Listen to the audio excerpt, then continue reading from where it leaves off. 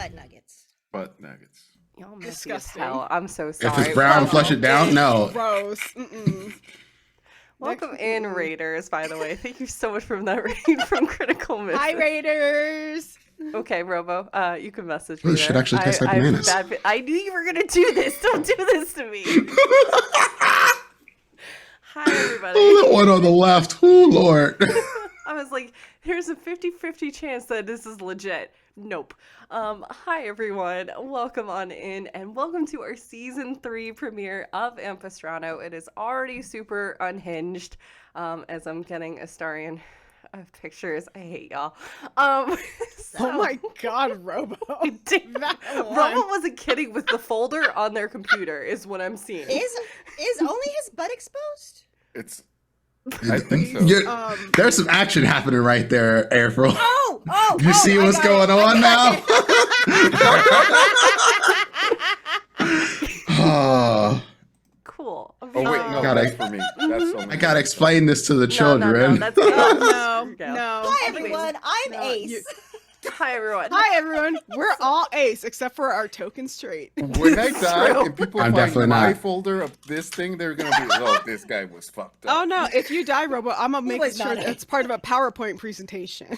Oh, okay. We're It's just gonna part have in it my set, funeral. behind your brain. Yeah, grave, at funeral. Like your casket will be in the front, and Like like in this- the back, it'll just be displayed on like a giant projector screen. All these Slideshow, just yeah. So if you couldn't tell, this is pure chaos here. So welcome in. You know, but this is Season 3. This is not news to anybody.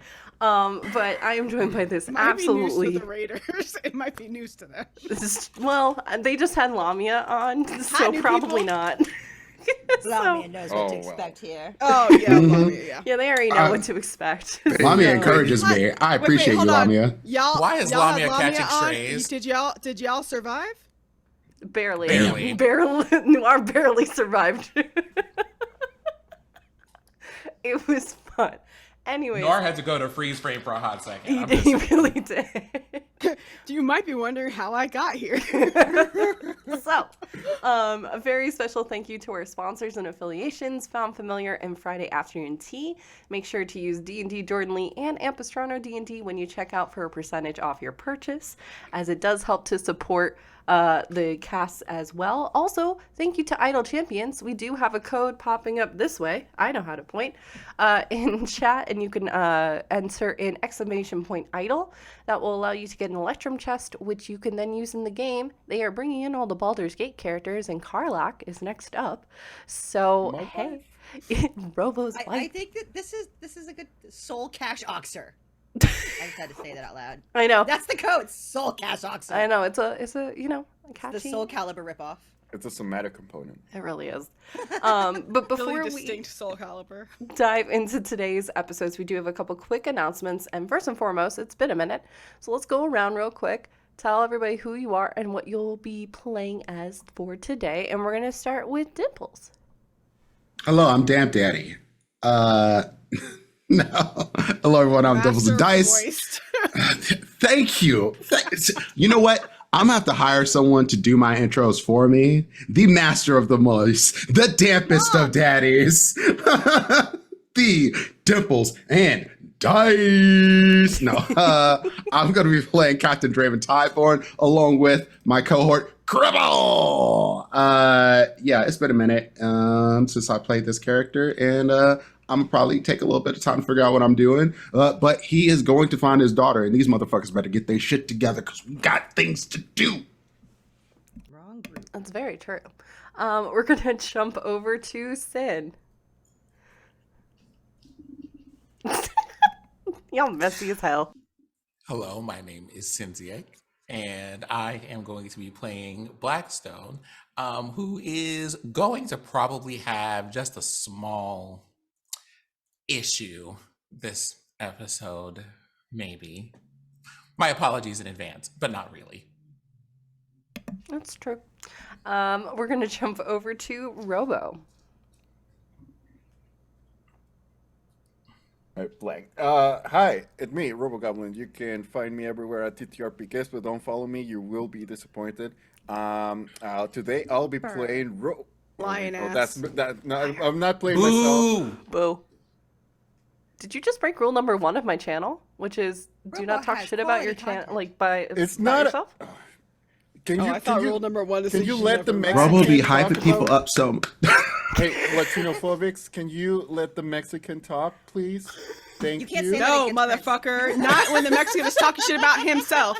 Okay? No. You are not allowed to be rude to my friends, and that also includes you. And this is your service announcement for today. I will Listen. come to Arizona and Robo. clear you and your whole bank account. Yeah. Robo, listen. You talk shit about yourself in front of all 5 of your spouses. That's on me. That's Yep. Please continue. hi, it's me, Robo Goblin. You can find me everywhere at TTRP Gifts. Follow me. Today I'll be playing Toby, and his pronouns are he, him, and Robo's pronouns are any, all pronouns. Amazing. Thank you so much, Robo. April. Robo's pronouns are cute and sweet. Thank That's you. true. Pronouns are the best. Hi, I'm April. You can find me over as April Raygun, and I play Aurea, the monk and moon fairy.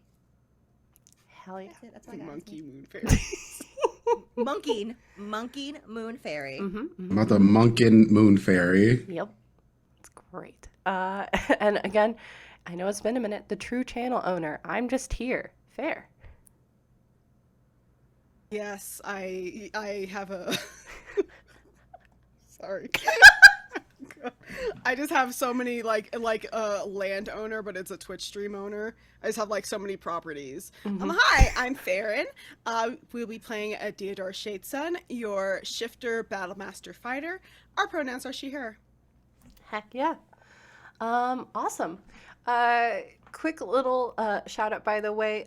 If you haven't checked out Transplanar, they just started their arc 2. You should go watch that. They have episodes 2 is happening tonight. So if you're looking for something to do on a Saturday night, highly recommend checking it out. They're fantastic.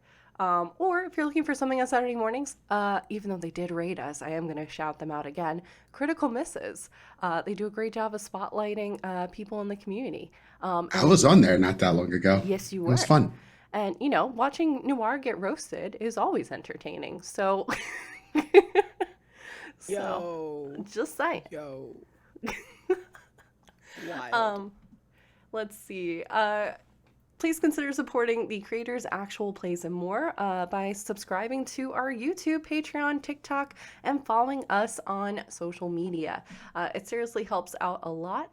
This goes for us, but also other actual plays that you are enjoying, because everything's on fire in the world right now. If you join our Patreon, however, the money does help support the cast. We have on there some write-ups as well as playlists for each of the characters. We have some Q&As. We have some behind-the-scenes notes from me, as well as some sneak peeks for some of our merch and things as well. As well as, you know, occasionally we have our Void Cat pop in as well. So go check that out and join in. Special thank you to Sphinx7, Mama Strange, Fluffy Snowfall, Chris Gideon, Buzz Lightyear, Lily42, and Goblin Katie for your support. We update our YouTube every week on Thursdays with the new episode, and on Wednesdays we put our TikTok shorts up on there as well. All right, everyone. Oh, I forgot one more thing. You can enter in !SBNA for linked to help support Take This. I am a Take This ambassador, so the channel is as well. So there is a charity bundle that is going live now. Hi, Salem. Thank you. That does help support Take This. You get basically a massive TTRPG bundle. So the link is there. If you want to find out some more, I know Lamia was talking about it, and I believe Take This has been tweeting out about it as well. So if you're wanting to start off your year by giving to a fantastic cause, and again, you can report this for taxes and stuff because tax season's around the corner, then you can go ahead and put that there.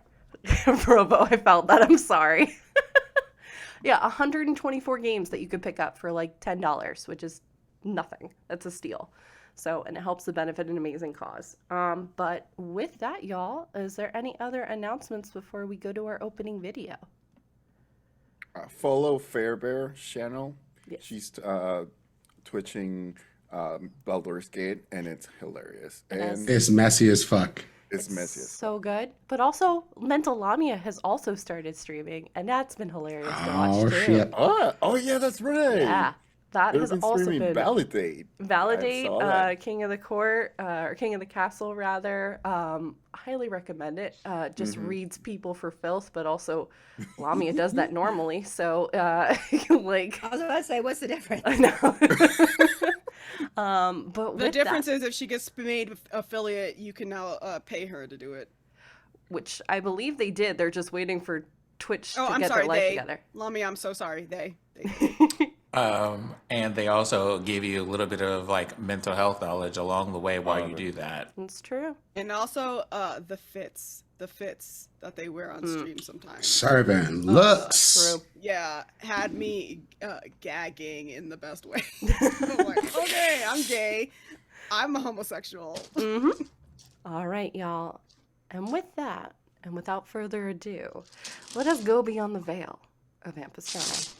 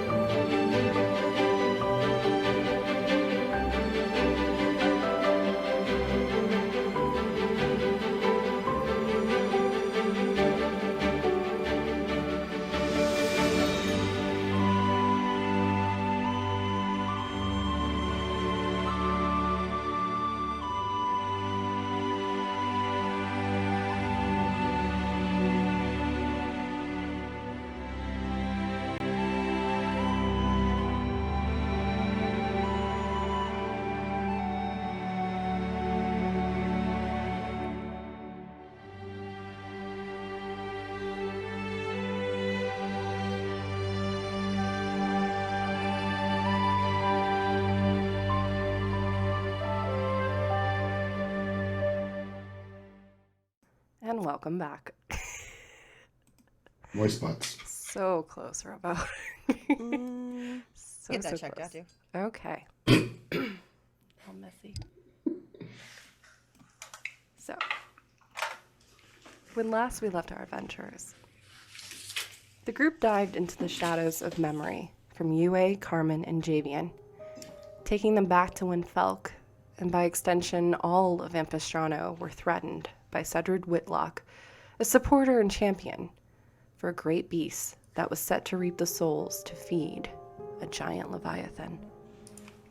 Finding deep-seated corruption, as well as acquaintances that put aside their differences to try and make a change, and indeed did, they aided Carmen, the newly appointed leader of Felk, along with a band of acquaintances, Caro, Dibbins, Safrina, Tola, and Coriel. With their assistance, they closed the portal to the veil, cutting them off from being able to move on to that spiritual plane, which moves all spirits to other realms.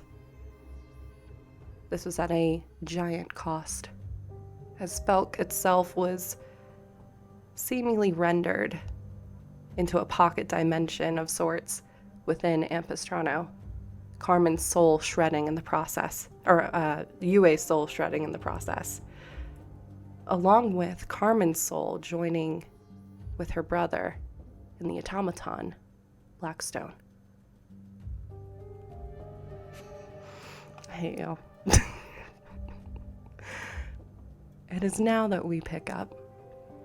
All of you are exhausted, as you have mentally, emotionally, and even physically taken on the hardships of each of these individuals. Flashes of memory. There's a silence that settles around the library, that's shattered only by the dripping of water, as well as your own breaths, each of you gasping, almost like waking from a dream. Javian, you see standing off in the corner. Even those of you that have the perfect sight of shadows, his roiling darkness ebbing and flowing off of him, even then you see his spirit kind of flashing, like the energy drained for the most part. What do you do? All right, I have to ask a question. Most of us couldn't see Javier before this. Correct. Can we see him now? You can see him a bit more clearly. That knowledge seems to be acting as like a little bit of a light, outlining him from the shadow. There's still shadow, obviously, ever present around him, but there's a glimmer of yellow and silver that's kind of outlining this individual. Okay. You're still not able to make out all of their features, but you can still see, even more presently, those bright red eyes. Then Draven is sobbing. So, remind me, Jordan, we all just watched that? Like we went to the movie theater and saw all of that? You didn't just watch it. You experienced it. Yeah, that's why Draven is sobbing, because Each of you were embodying these individuals, their experiences. Coriel was the one that survived and watched all of their friends die. Okay. And Draven Carol- lived that. Carol. Oh yeah, Carol also lived too. Yeah, so Yeah. it's like there's just that's too heavy. Yeah. I think Deodora isn't necessarily like... I think she's sobbing, like, quietly crying. Because, you know, she just had this experience where she died, and now to sort of experience it from, like, the other end of the spectrum, kind of. Like, seeing other people that, in that instance, she cared about also die is, like, shaking her. I don't think she really can move. She's just sort of standing there. Toby falls to his knees and just looks at the ground, and through tears just says, those lives, all that destruction.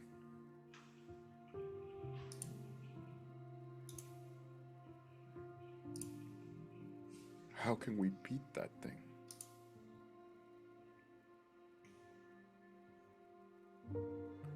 It's the size of an entire moon.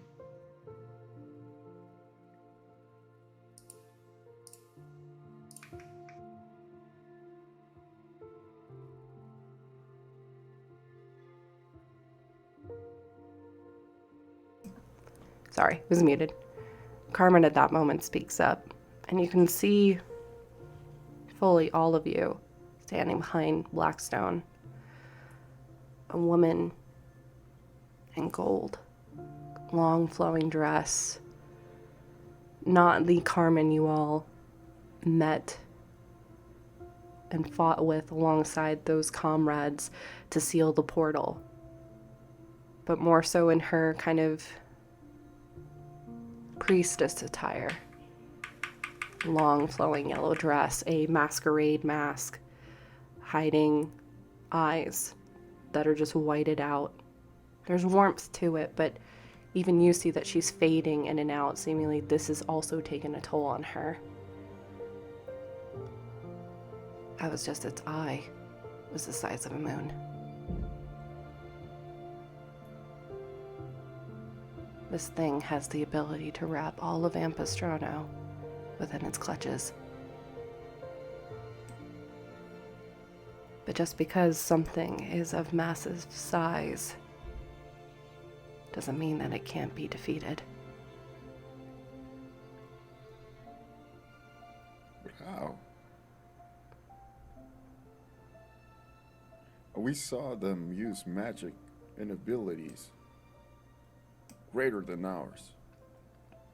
And they couldn't even make a dent. Weren't prepared.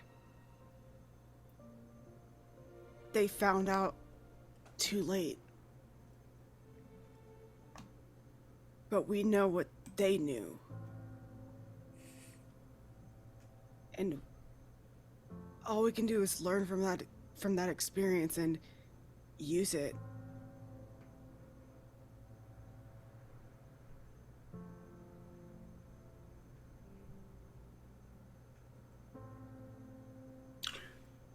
All of that was real. Like, we lived it.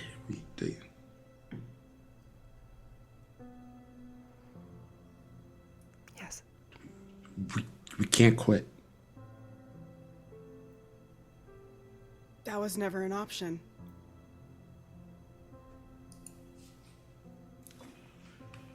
I have children.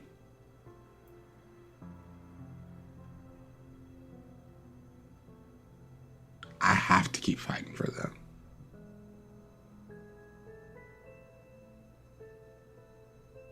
Like I said, quitting was never an option. Because if not us, we in this room may be the only ones who know what's going on.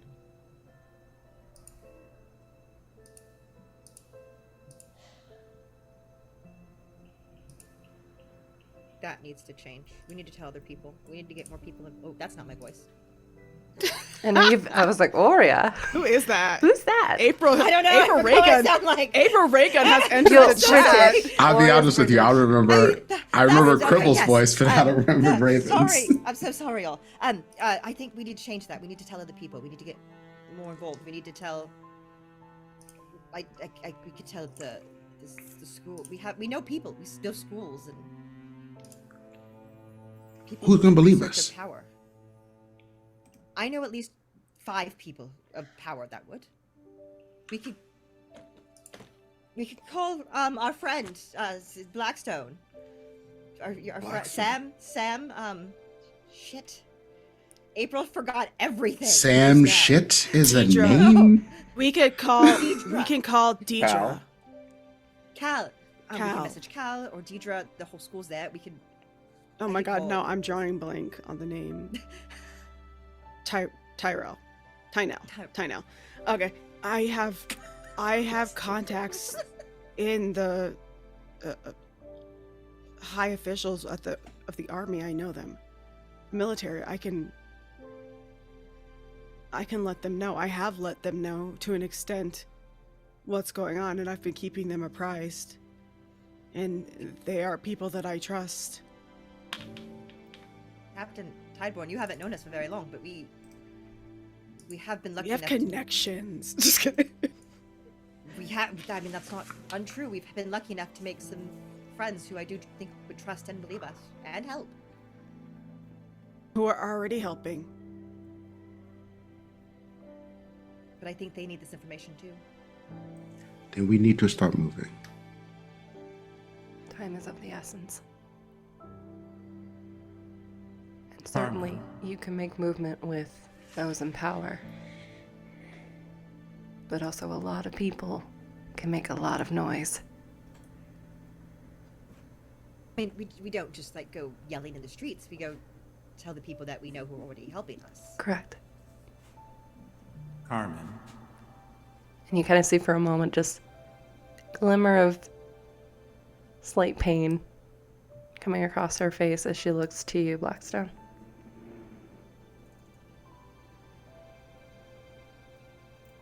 In the memory, your brother had a companion. What happened to him? Where is your brother now? I guess that's a very complicated question, isn't it?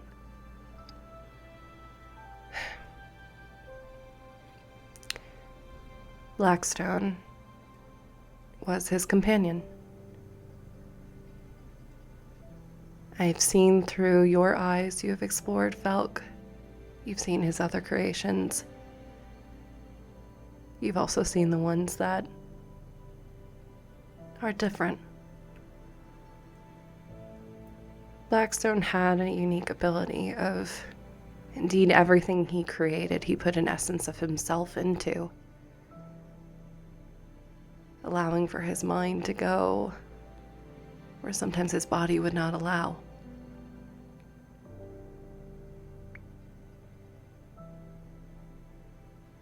When his soul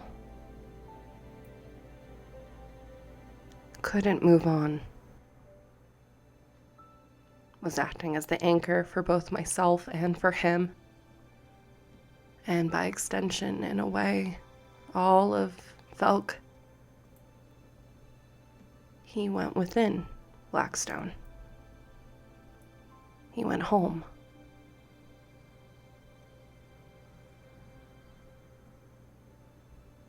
So Blackstone is here, and she kind of gestures, hovering her hand lightly over your chest, and you see again sparks of light emitting from her hand. But so did my brother. They're one and the same.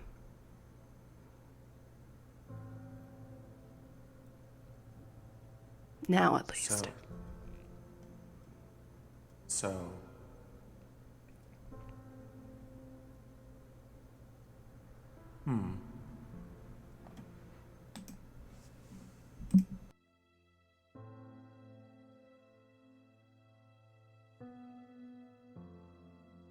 So, you're here.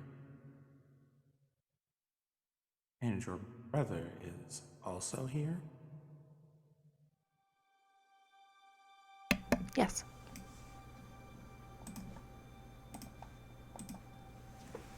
Is that who I am? Am I?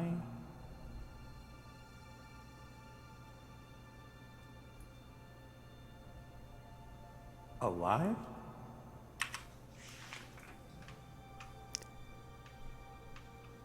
You've experienced sadness before, emotions, taste, smell, friendship. She kind of looks between everyone behind you or beside you, depending on where everyone's at. You are alive.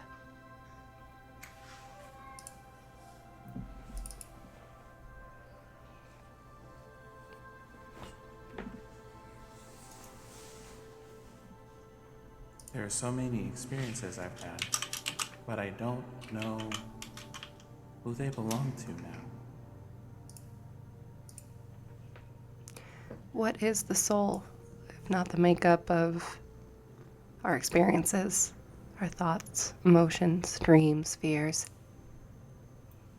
and the people around us?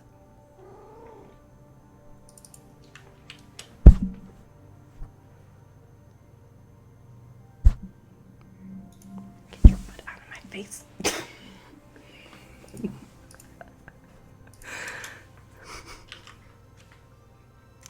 Beans pops out at the inappropriate times, I know. bapping Carmen in the face.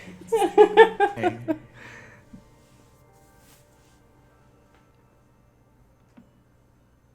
I don't know.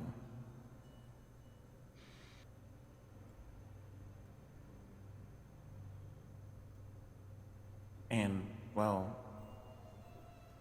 what are we now? When you want to be.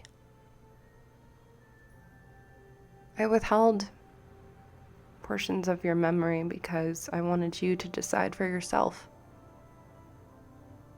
I didn't want to put that burden on you. I wanted you to have a chance. And when you're ready, for the work to begin, if you wanted to.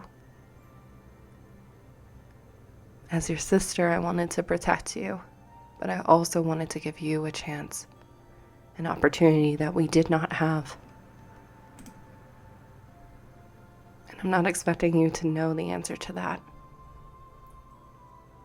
But I think you're already starting to know yourself already. And again, her eyes And when I say eyes, it's more so her face is kind of moving between all of you.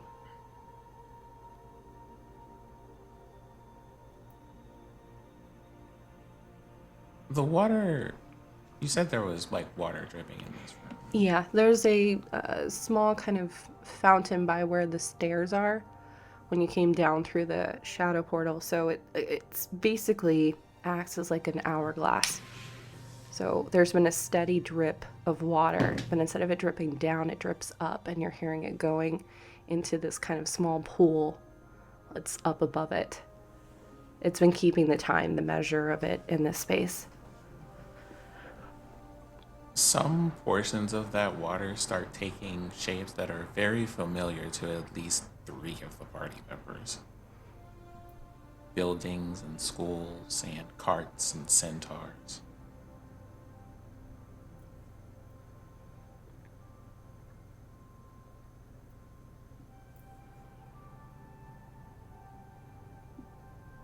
Well,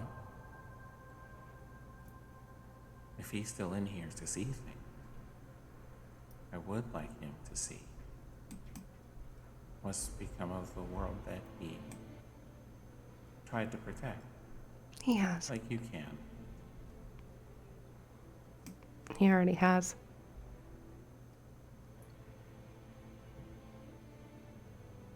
I'm also maybe a lot older than I thought I was. You are. This is all very concerning.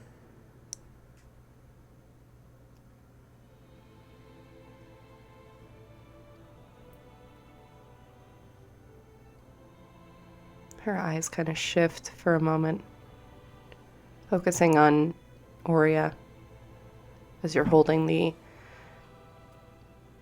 pearl. It's still has a spark there, but it's tainted with, no, not tainted, imbued with a portion of your soul in there. Yue's presence gone, seemingly from the pearl. The warmth. Can you roll a history check for me, please? I just want to say while April's rolling that I fucking said that was what's up with Blackstone, and I was right. I said that back in like season 1. I said, You did.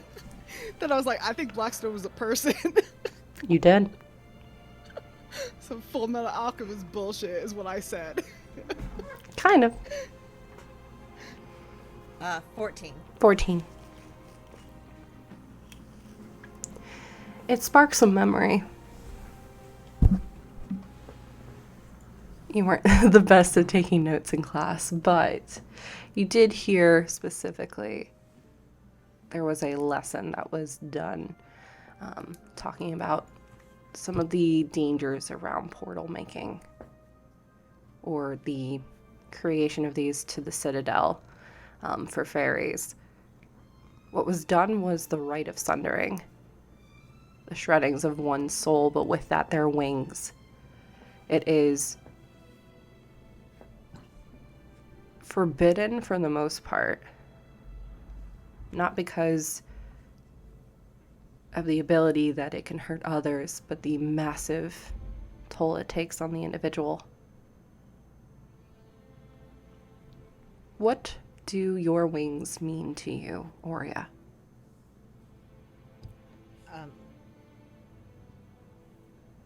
Aurea's wings are... She doesn't think about them as any... Like, you don't think about your arms or your foot or your head as like you don't think about that every day as being like one of the most important... Like, that is just part of her. But it's her flight. She's almost... The group knows she's like almost never touches the ground fully. She's always slightly hovering. It's one of the biggest parts of her that she never thinks about. Yep.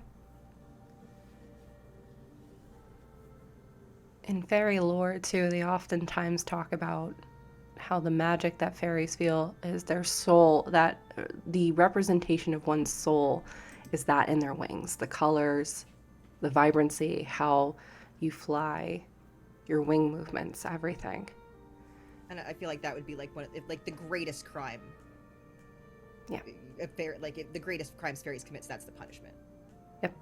Like, they don't put you in jail forever. You never fly again. Yep.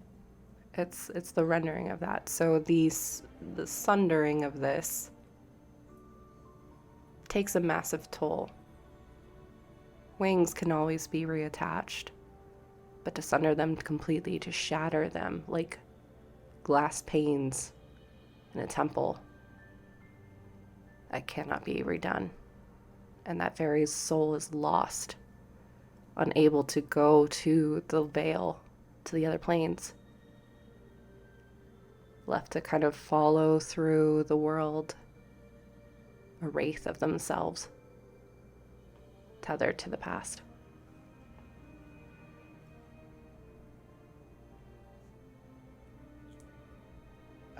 Ori will tell you guys about this, like the right.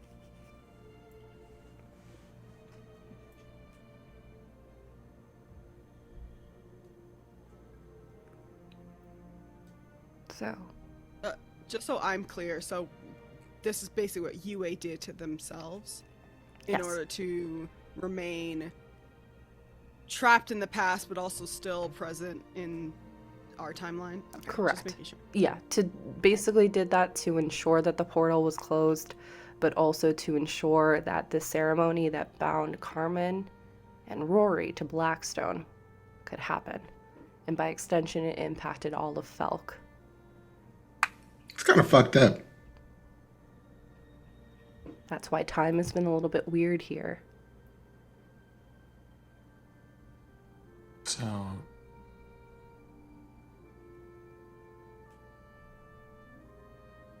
Carmen, if we make things right, what happens to you?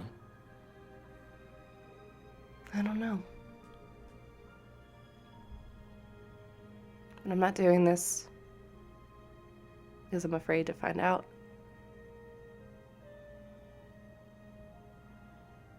I certainly hope not.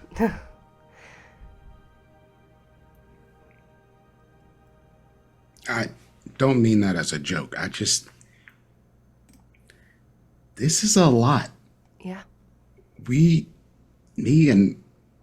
were lost in the woods and we were looking for some druids and this happened.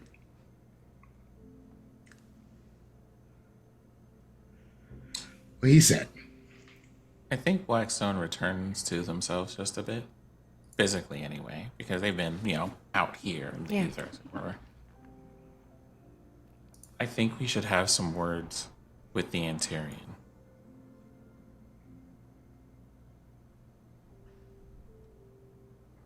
If we can find them. I haven't seen them, at least through your eyes, Blackstone. Geegan was not someone I was familiar with either.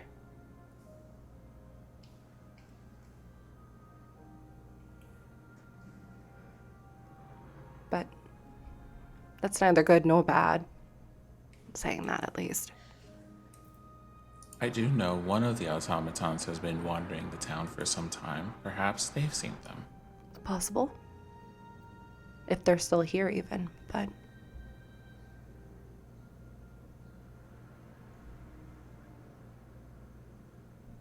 Well, let me ask this. Hmm. By talking to them, are you seeking to help Felk, or are you seeking to help yourselves? Because right now you have an option. You've been given a lot of information, and you can have that tie you and all of your decisions now to the past, or you can keep going. As your group has mentioned, time is of the essence.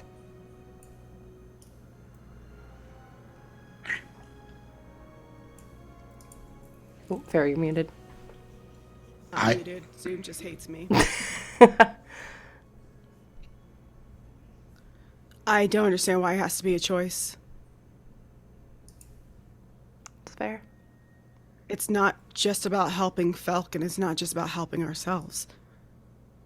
The world is at risk. So why are you making it into a binary? And also, Carmen, You've seen what happened, and if you've seen through my eyes, then you've also seen what happened in the Unitel.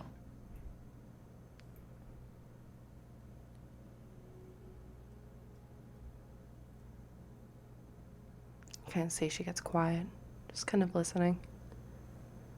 Seems to be equally kind of sorting through all of these things, just as much as all of you are. Something has to be done about that. I don't think that should be left. I don't necessarily think that we need to be the people to fix those things, but something needs to be put in place so that it is seen through at the very least when we leave.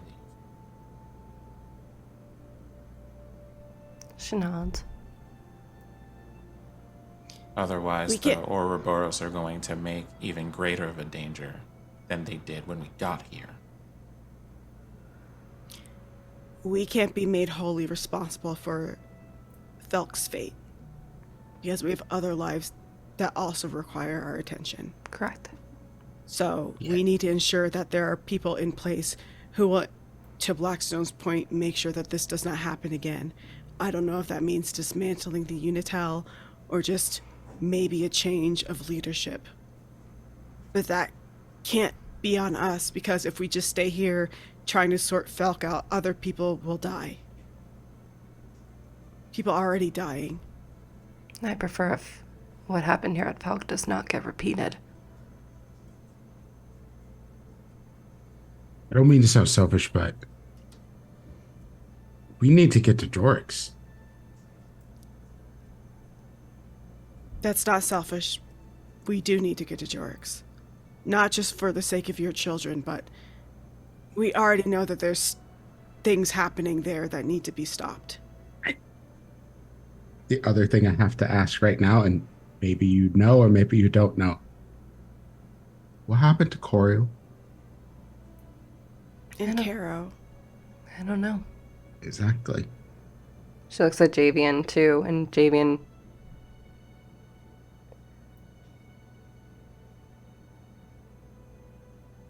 You see, instead of Javian's presence, even those of you that have that true sight, instead you just see the trail of shadow as, over the last few minutes, Javian, in his quietness, has been almost ripping this library apart looking for answers, in a state of distress.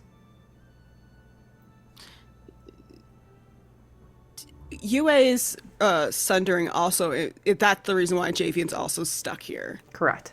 Because it's like, from what I recall when we ended, didn't necessarily seem like he chose to stay, because he was... It didn't seem like that, no. No. Yeah, and then, so I was surprised, like, well, then how the fuck is he here? You know what I mean? Yep. So he's looking for answers. Javian, what do you... Can I help? Do you need help? He is just a mass of shadows and purple grays. Even to you, Deodora, who is so attuned to the shift weave, specifically the shadow weave in itself, just see bright red eyes that are brimming with, it looks almost like crystals. It takes you a moment and you realize he's crying. He is looking everywhere, either for answers. He's also doing very much that thing of like looking around within the shadows, seemingly looking for someone if they're hiding. It's just looking around for Caro. Maybe Caro's just out of reach, just beyond the door frame, just around the corner. And he's been doing this quietly because he understands, like, you all are kind of processing some things, but also the panic didn't really start to set in until really all of you started to kind of talk about it, come to terms with what happened. So he's been... Everything is still... Luckily, this library, this portion... Sorry, I'm just watching April's cat be I on know. The Library of Shadows are objects, largely, that have memories tied to them versus books in a normal library. So he's just been moving objects around, trying to find even a glimmer of Caro somewhere. And hasn't. There's no record. Caro. Isn't Blackstone just says this quietly to Theodora.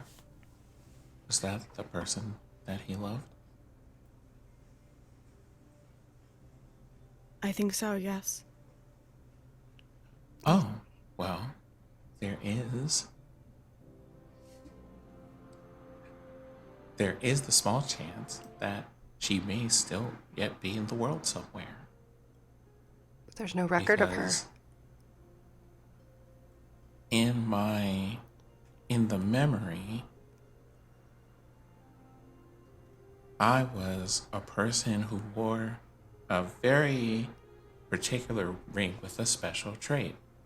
And I believe that Carol wore the same one. Mm.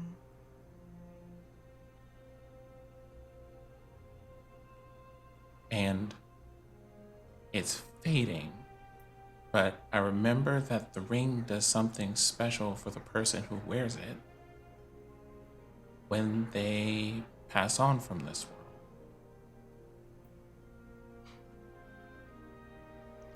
She could still be alive, though. She didn't die. In the memory we saw. But that memory, if I'm not mistaken, is thousands of years old. How long ago was that? 2,000. 2,000 years ago. Oh, yeah, she's dead. Well, okay. Chances are she probably has passed, but we also live in a world where magic exists. And I don't proclaim to understand magic, but I think anything's possible. I mean, we're standing here in a room that maybe shouldn't exist with people who have died, but they're still talking to us.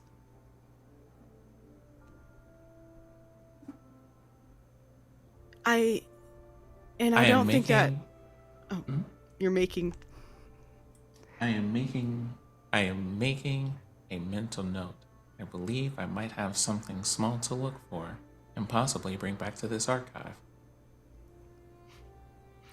Almost like, it's not that strange that spirits linger on, but it's a very long time for spirits to linger on when they should have passed on at this point. Yeah.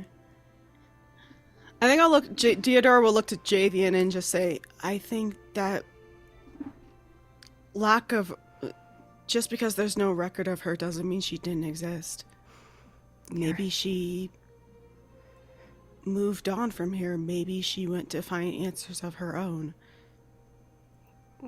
Yeah. You're probably right.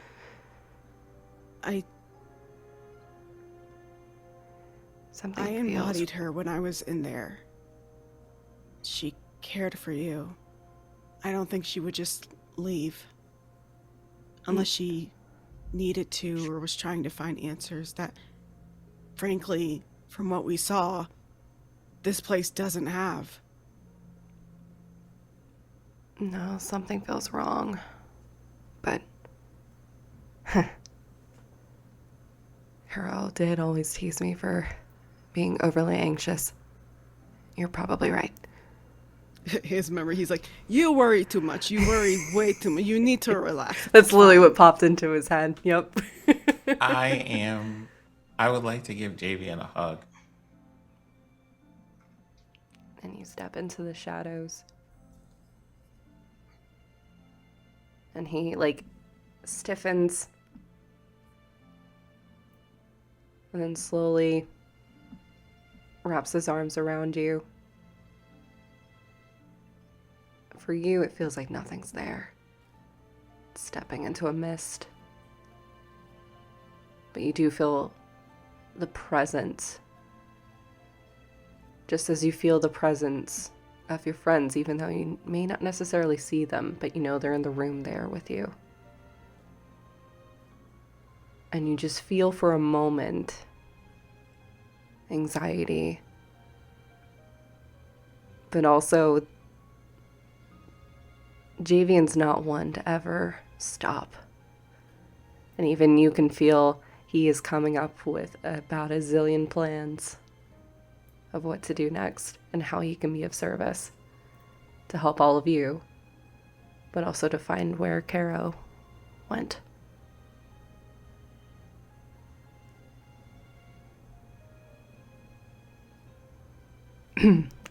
Thanks.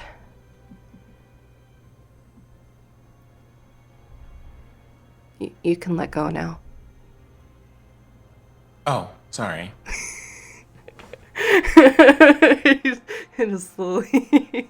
And you see that as he's kind of calming down, his features solidifying again into his robes and ebony, and then looking almost silver, like carved from stone. Even for those of you that don't have the true sight, you can see those glimmers a little bit more clearly.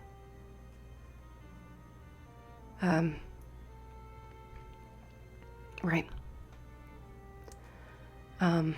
So, what's next? And he looks at Deodora and the rest of you. I just have a quick question. Sure. Before we, what is the place that Kara worked at again? I know it starts with a C. I know it starts with a C. That's what I know. The Caladrius. Okay, my head was like cassowary. You know what? I would have gone with it. The Caladrius. I think that if there would be any records of Caro, it would probably be at Caladrius, or what's left of it. I don't really know, but I'll keep an eye out for anything regarding her. Thanks. I can't leave this portion of the library, so any assistance would be great. And I'll keep searching on my end as well.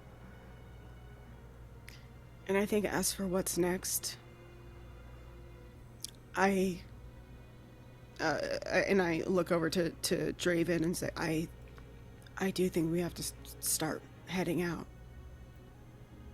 But we can share with maybe some individuals in town that are trusted what we found out so that they can better prepare themselves.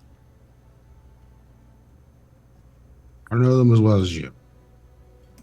So you get to make the call on that. Thank you. I just think we should get moving.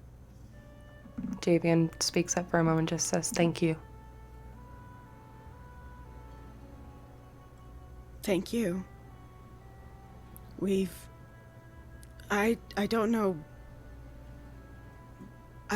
exactly what we were expecting, but we've learned a lot being here. I hope you can find peace. I hope so for you as well. I will accept that thank you. After I have been of some sort of service, you have done a lot for us today. I would like to do something for you if I can. He kind of just nods. You kind of see when you speak up Blackstone specifically, there's gratefulness, but there's also, similar to Carmen, a little bit of pain. It's very slight. It's just a flicker. Honestly, you blink away and it's gone. His usual kind of demeanor shifting back to very casual, kind of putting on airs. Right. Well, it has been a long day. A lot to process. Probably best if you head back to the hearth I believe you're staying at. Kind of recollect. I'll be here. Does he Javian? seem like... Oh, go ahead. Go ahead, Robo. What is Caro's favorite flower? Orchids. I'm glad you thought of one. I wasn't trying to think of any. I wrote it down just in case it popped up. And Toby just uses Druidcraft to create a orchid bracelet. Thank you. Thank you. Oh, Javian's part of the friendship crew now. Yep. Friendship bracelet. I'll take it. And you see he places it by the ever-glowing opal, which allowed for these memories to come forth. Perhaps, in a way, showing not only for himself, but to all of you that he's not going to forget Caro again. Hi. We will find whatever we find. We'll let you know. We can be in contact. I can send shadow messages, at least to all of you. Now that I know all of you exist, so. All right, shall we? As we're making our way out, I think Theodora's gonna look over to, or like kind of go over to Javian and like pat him on like his incorporeal shoulder, knowing that he's probably gonna turn around and keep searching the library for evidence of Caro, and she doesn't know why she feels this something sort of welling up inside her, and she casts guidance on him. What does it look like as you cast guidance? It's just a reassuring pat on the shoulder. I meant like, is there any color I or... know. Yeah, you know what I'm gonna ask. I know. I don't know if it looks like anything. I don't think it's like anything that you can. Maybe those who have true sight into the shift weave can see it. Mm-hmm. I think if anything for Chavian, since he's probably not looking at his shoulder, it maybe just feels like warmth, which maybe he hasn't felt in a long time. Yeah. And I think for a shift weave, it's just like looks like. I imagine this shift weave sort of looking like an oil slick, where it's like it looks black, but there's like muted striations of color throughout it. That's how I've always imagined it. So I think like in that moment, it's like the light sort of shifts and shows all the colors as guidance is cast, and then the light goes away and you can't really see. It just looks like an oil slick again.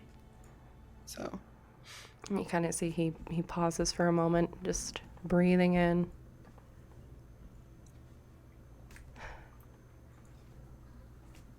Thank you. Kind of just nods again. Theodora will just nod and then head out with the rest of her companions. Okay. All of you are stepping outside of the shift weave portion of the library, heading back up the stairs. As you pass... Oh, Blackstone, was there something? No, disagreeing that that's what we're doing, yeah. Okay. As you're heading up the stairs through the...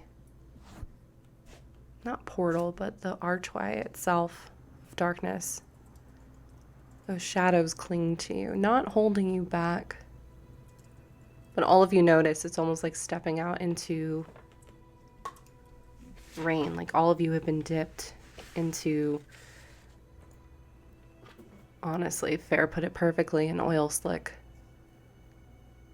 As those shadows kind of cling for a moment, settling in on your clothing, darkening it, graying it out, before eventually, after a few minutes, you can see that it's slowly transitioning back to your normal colors.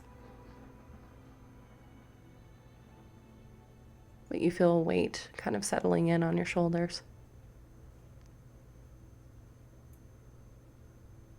The rest of the library quiet, unoccupied by Javian. You, as you look down through the translucent floor, just a mass of shadows that seems to have some calmness, but is still moving around the library relatively quickly. I think Theodora is exhausted.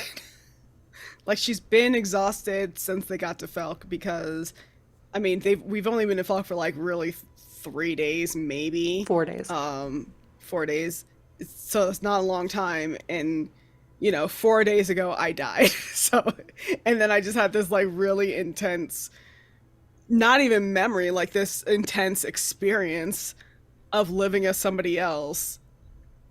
Theodora just like, she looks like she's about to pass out, I think. Like she's so tired.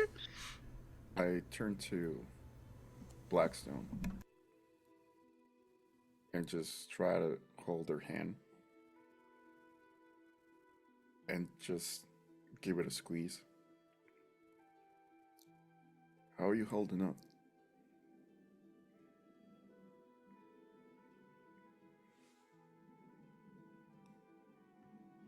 You get the sense of questioning because Blackstone isn't holding anything. I I thought you were gonna say with my legs. I was expecting that, to be honest. Uh, how are you feeling?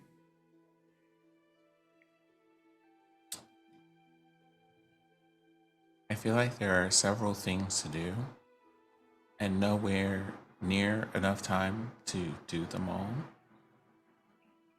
I am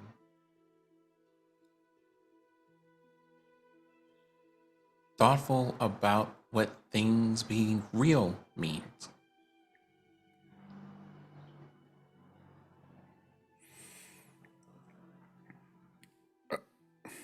Well, we're here.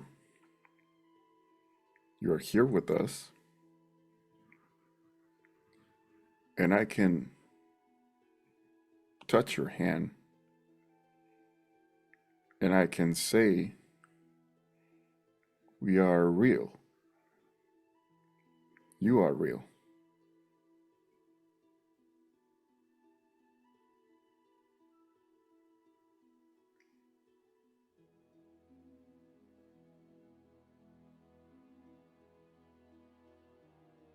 You know, I thought about for a while what might happen if, well, I suppose I died, and I guess it was the thought that I wouldn't experience things the way that you do. And now I suppose there's a small part of me that wonders if I will experience anything at all.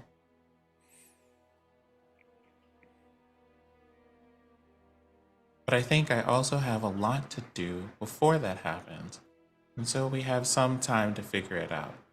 The last time, I think I just went into stasis for a very long time.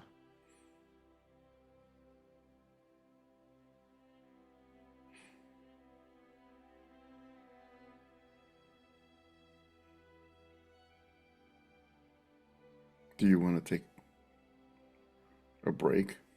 I know it was a lot of information, but sometimes, and this is just me, but sometimes when I get overwhelmed, I just go out and I talk to the trees.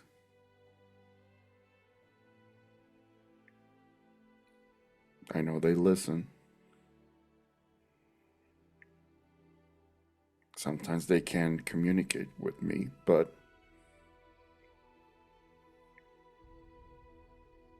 I just step out of everything and I go on an alone trip, if you may, just to gather my thoughts. I suppose if we have time to, maybe I will.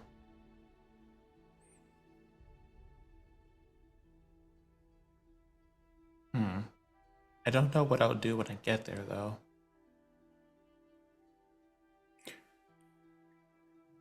If you want, I can come with you and I'll just stand by you. I won't even say a thing. I'll just stand with you.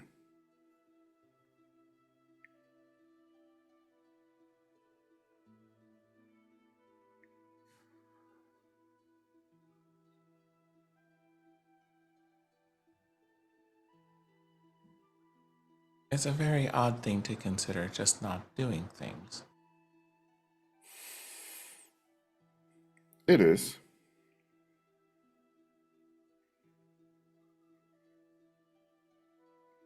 Not doing things is also doing a lot.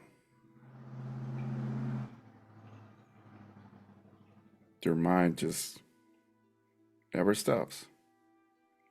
At least my mind never stops.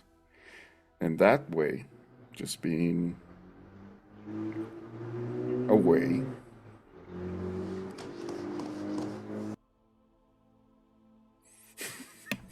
I'll jump in.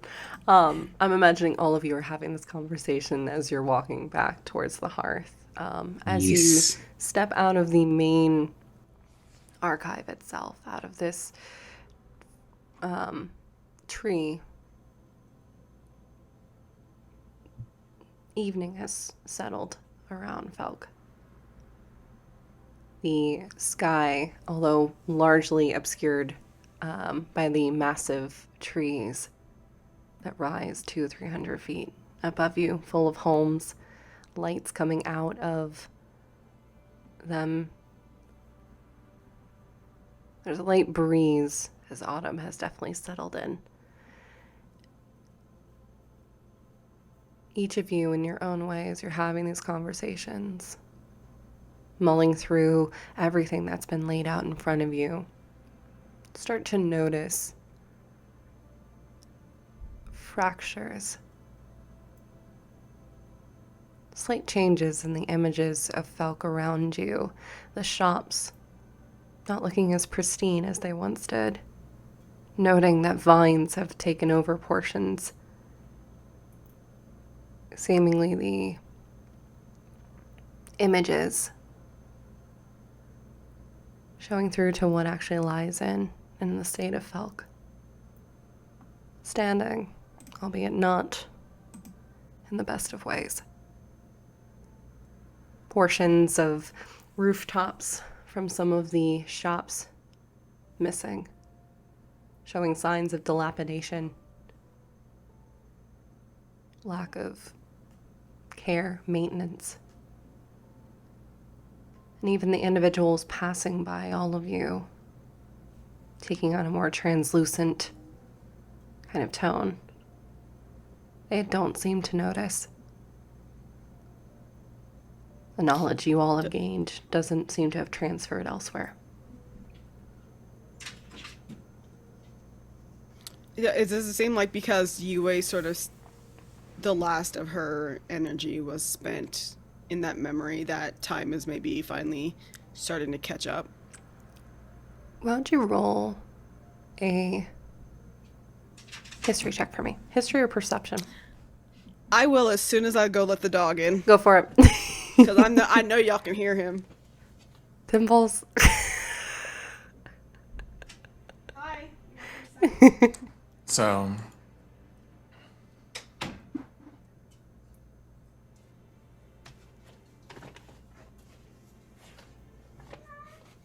well, Toby, I feel like there's a lot to talk to the trees about then. Just looking at the people.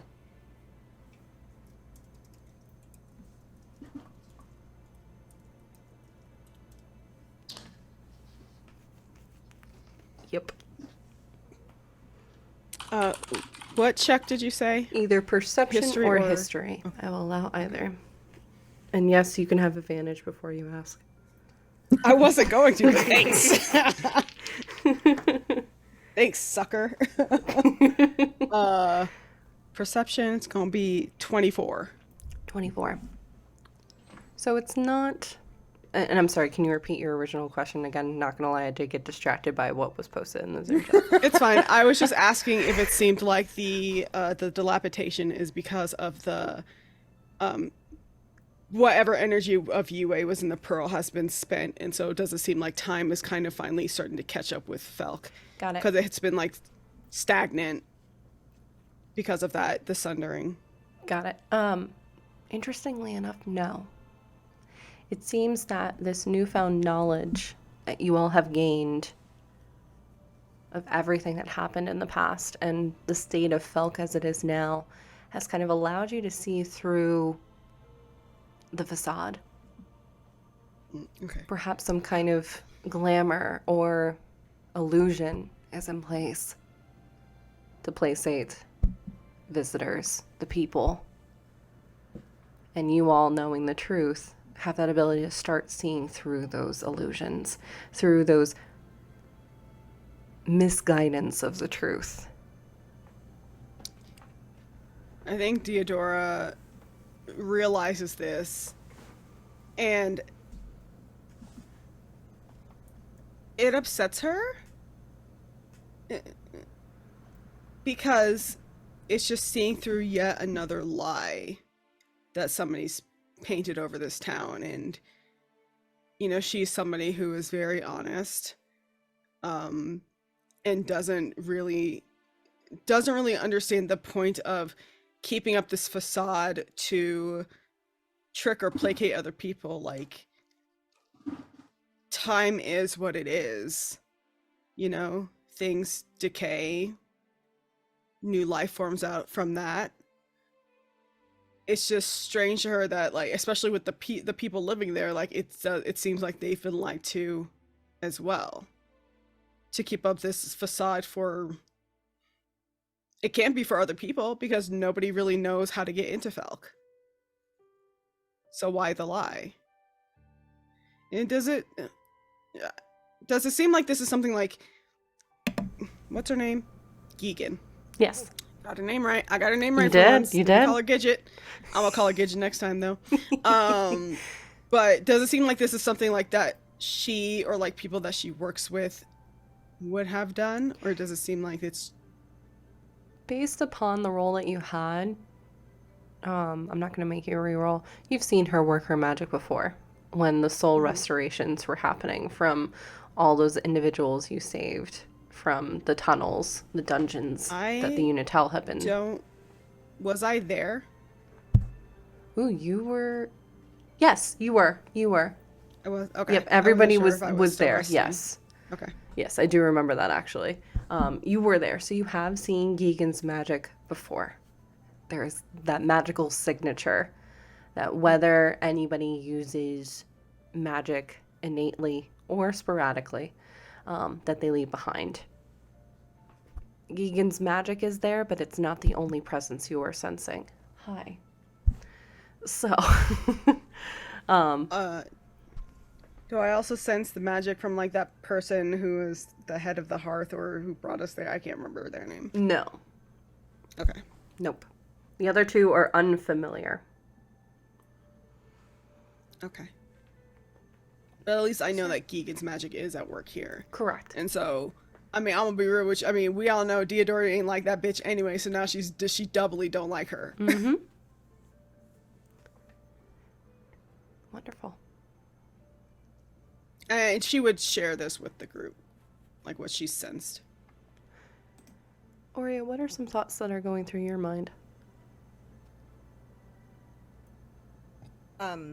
Oria's just thinking about trying to get home. She wants to, just making it like a list of like, we need to tell these people and this person and this person, and she's going through the list. Understood. Tyborn, what about you?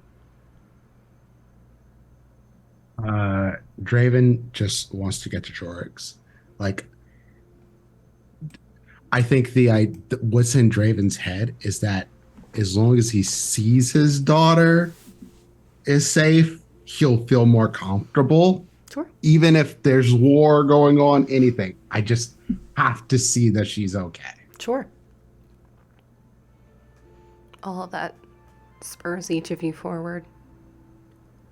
And eventually you find yourself within the hearth, heading upstairs into that kind of suite that you've been given as you're recovering. Light music playing around as members of Felk are out at taverns. It's honestly, even though you all have seen now beyond and the realities of this situation, that this is an entire city of ghosts that are locked into this space. Even in undeath, they're still as lively and full of life as they were. Those gentle notes kind of carrying through the air as the moon, both moons, rise. Stars peeking out through the canopy of trees. Tonight's definitely a colder night than you all have had. Whether that is because of the weather itself or because of the truths that now cling to each of you. It's up to you. Are there any conversations that you all have once you're back within the hearth in your rooms? To give Tyborn more of an idea, this place is a suite that has everything you could possibly want in it. It's got a trough of steady flowing water that kind of moves through the main area, kind of acting, all intents and purposes, a sink. There's couches and chairs that are carved, yes, with wood, but some of it seeming looking like grass and tree roots that have kind of ebbed over. There's a walking teapot that's being carried around by a flower every so often. Tranquil, quiet. This is a place of healing. Good food, too. But that quietness in each of you either bunking up or having your own space and that ability to do so, to take that time. But are there any conversations that you all would like to have, either with one another, talking about your thoughts as you're slipping to sleep, or otherwise? Yes, Fair. I don't know if she's necessarily having a conversation with others. I think what Deodora does as she's sort of, before she beds down, is pull out the map that she had made of where they're going next, just to sort of, kind of familiarize herself with it, but also making sure that she knows where the best routes are to get from the best and fastest, with also keeping in mind she doesn't necessarily know how safe the passageways might be. Sure. But knowing that there's time is of the essence. We need to get to Jorix, but we also need to get these items that could potentially help us with what we're trying to do. Sure. And just wants to make sure that we're as prepared as possible for what we need. Can you make a survival check for me, please? Sure. What is my survival? Oh, it's pretty good. Or it's really good. Guidance. Oh, you giving me guidance? Imagine just Actually, poking I can guidance myself. Actually. Mm-hmm. Oh yeah, that's. Deodora has a little bit of magic now.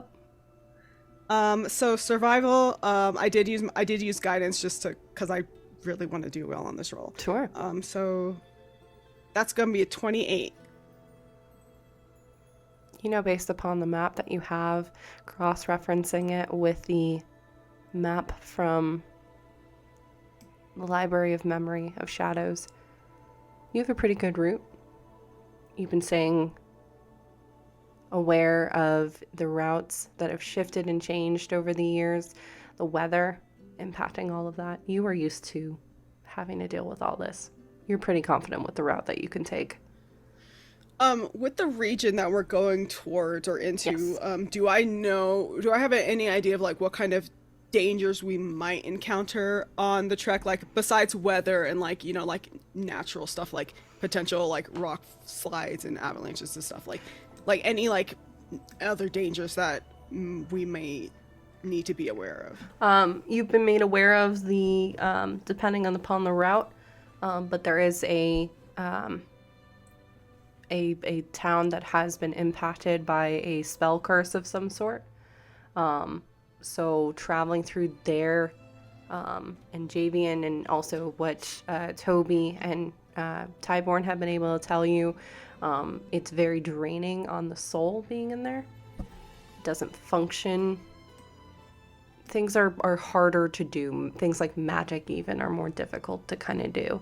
There's something about this space, and kind of with the knowledge of what you gained, this was probably impacted. This town specifically was also probably impacted by whatever this great beast did. It was impacted. It helped shape the mountains and such, and that kind of curse has expanded within to the mountains themselves. Okay. And do I have that town marked on my map? You do. Okay. So I Because- kind of Oh, go ahead. You do, because this is also one of the spaces where the passageway of the stars, one of those portals, the ability to, for a moment, kind of like the Unitel's utility, where spirits can cross over every so often, and the ritual that allows for that to happen. This was one of those areas where that portal was known to pop up. So yes, you would have that town marked. Okay. But likely, just because of what's happened there, that portal's probably been corrupted, or that space where it can pop up is we probably don't want to use that one. We probably just want to keep going. Maybe. Possible. Who knows? That's up to Diodora, what she thinks. Well, Diodora just died and is at half of her spirit points right now. She would like to not go to a place that's going to be draining on her spirit, of which she does not have that much right now. Valid. You do know the trek is going to take some time. Tyborn has said it correctly. It can take a number of weeks to get there, so you do have time. Okay. Yeah, that's all she's going to do, is just kind of prepare that and... Oh. Yes, Dimples. Oh no, I was letting you Okay. finish. Okay, yeah, she just wants to prepare that and like sort of pick out like what seems to be the best route, make sure that like she memorizes to a certain extent like where to go, so she doesn't have to pull out the map that often, and just definitely making sure that she knows exactly where that town is, so that because it seems bad, so we don't want to go to the bad. We don't want to go there. Sure. Who would like to go next? Sure. Question for the GM here. Yes. Do we know, in character, who each other were back in this world, back in this time? Yes. Like, would I know that Diodora was Kara? Correct. You would. To kind of take it back, when each of you kind of found yourself slowly awakening, it was kind of like when you go to the eye doctor and they're showing 1 and 2, as the two souls kind of for a moment blended, and then, for instance, for Diodora, Karo's facade kind of shifted to Diodora. For Aurea, Dibbins all of a sudden kind of elongated, big time, and these massive wings. For Toby, where Toby and Belita now stood, Gender euphoric right now. I think in that case that Draven would leave Cribble and go see Diodora. Okay. You hear a knock at the door, Diodora. Oh, come in.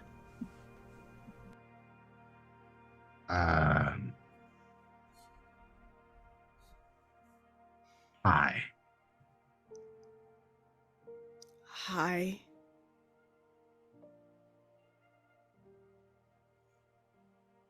How do I put this? I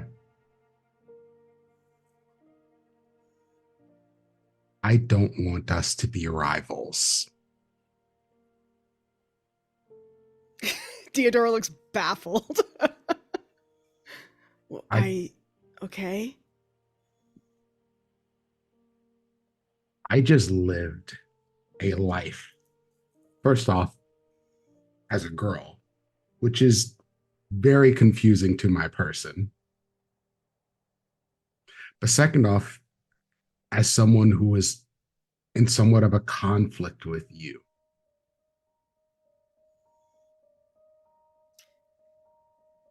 And we lived through a disaster. We saw our friends die.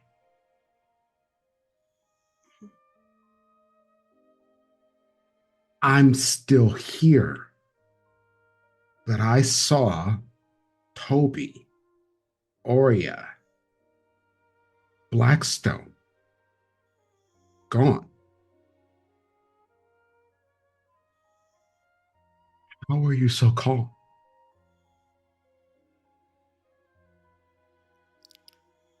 I think. I don't really know. I think maybe it's because I did just die. That's even more baffling to me because you died. You're here. You died. You. I've heard y'all talk about the spirit thing, and I felt it. This was not supposed to be real. This was supposed to be like a myth that my mom told me when we were water or whatever. But it's real. What does that mean for me? What does that mean for the world? What does that mean for my children? What I came here to help my friend find druids so he could learn how to learn druid magic.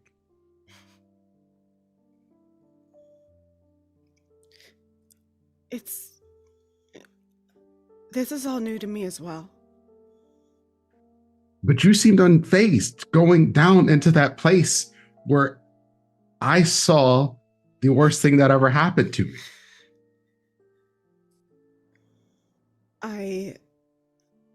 Maybe I just haven't had time to process, but when I went down into that place, it felt like I was supposed to be there. It felt familiar. I don't know how to read, but I could read in that place.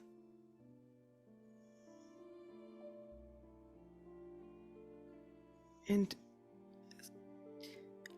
I don't know how, but like my people are tied up in this. I don't know if it's necessary that I'm calm. I think I'm just still trying to figure things out, but I come from a place where we travel a lot. We are nomadic. We never stay in one place for too long. You learn quickly that panicking doesn't help. Panicking makes you make bad decisions. Panicking gets you killed. I understand. I've been a captain. I've commanded navies. This is bigger than all of us. That's not to say that I'm panicked. It just means I don't know what's right anymore. Because nothing is normal. Nothing is what I thought it was anymore.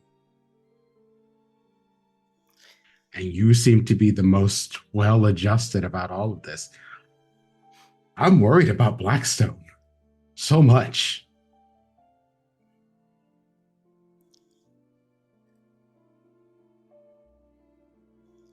I love Blackstone, but I'm not worried about them. Because I think that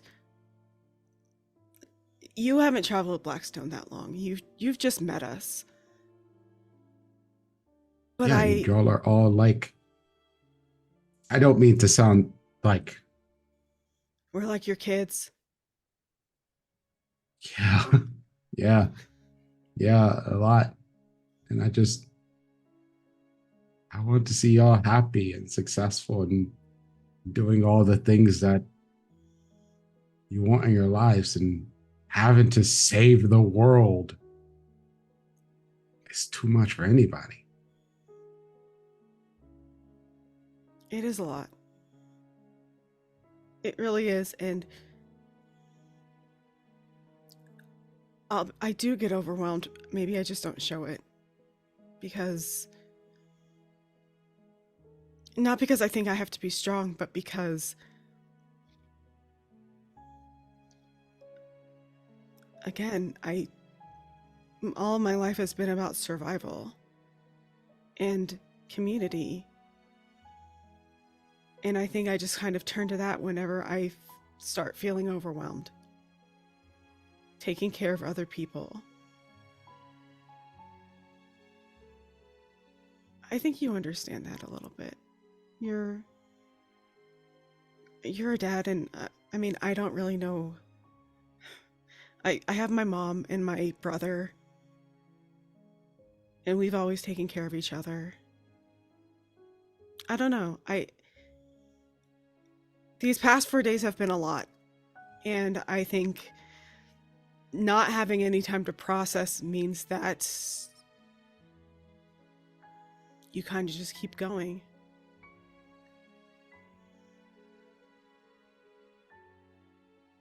Right? I'm sorry I put this on you. I didn't mean to drop all of my...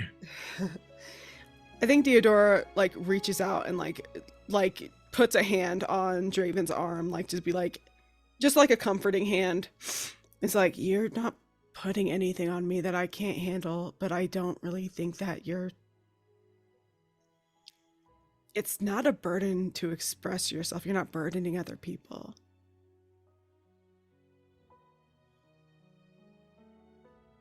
Ripple is my best friend. I feel like you ever meet somebody that you feel like you've just known your whole life and that they just get it. I glance over at whatever the fuck Ori is doing. It's probably some batshit monk shit. I feel like the second Tideborn showed up, like Oria like slipped out the door. Like, just to give you guys a moment. She went to go get another snack. She knows we both need more snacks. We only have 7. We need at least 15. She's eating like cheese in the corner.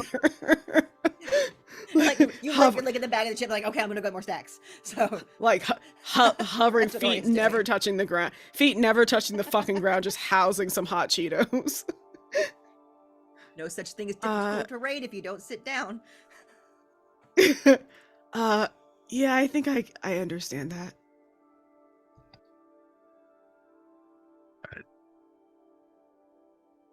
We put a lot on each other because of that, because we trust each other. And it's not to say that I don't trust my crew. I trust them with my life. I don't trust them with my secrets. I trust them with my worries. I don't want to put that on people that report to me. That's a lot. I don't know how to talk to people outside of that situation.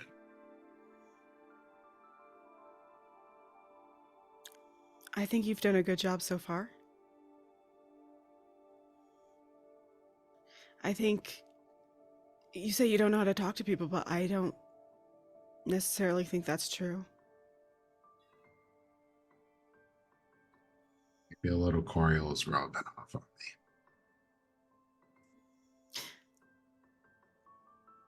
I would have said that before that experience. I think what you perceive as, I don't know, awkwardness is just being a person. But, I mean, I think everybody here is pretty discerning, and I think if you rubbed anybody the wrong way, that would have already come up.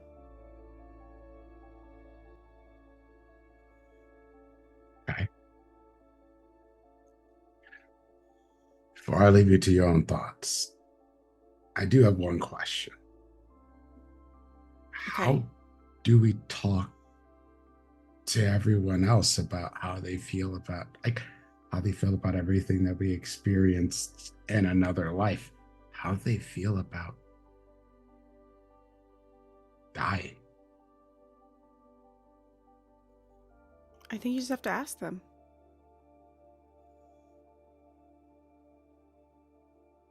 I don't know if they trust me enough for that.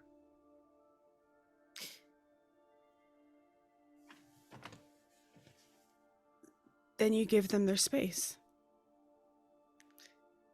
You can't expect people to trust you off the bat. We tend to be fairly trusting when we have a good vibe off of other people, but I think if they're not ready to share, then you have to give them that space, and when they are ready to share, they'll talk. And if they aren't ready to share, then they won't. And I mean, I think that's just, you have to give people the time to process, and it might not be the same amount of time that you need.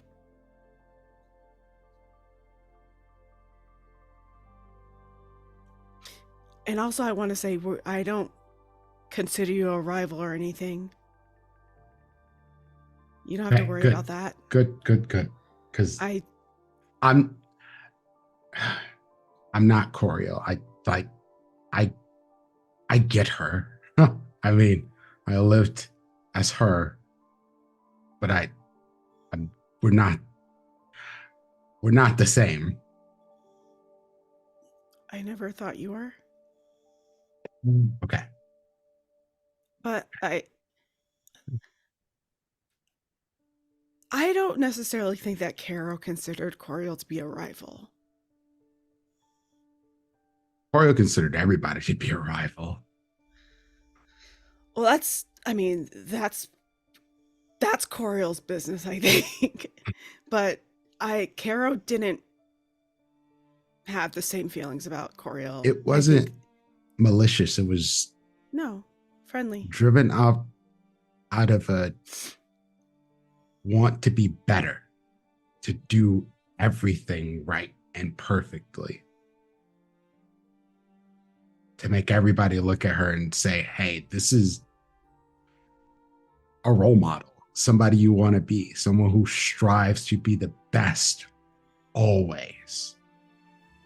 That's why she enjoyed partying, just to let her hair down, metaphorically speaking. I think that's admirable of her, what she wanted to do, but I also think that you can't really... There's only so much you can do to get people to like you or to admire you or to see you as a role model, and you can't really make that decision for other people. And there are always going to be people in the world who don't like you. I think maybe that's where her folly was, is that she thought that by being the best, it would make people respect and like her. And I think that the people who like and respect you are the ones who are going to like and respect you. And that's just life.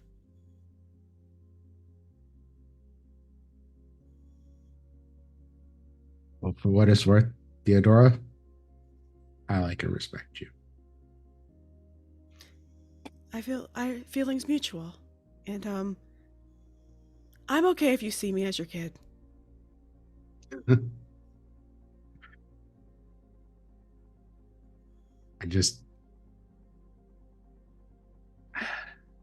I'm hopeful for y'all.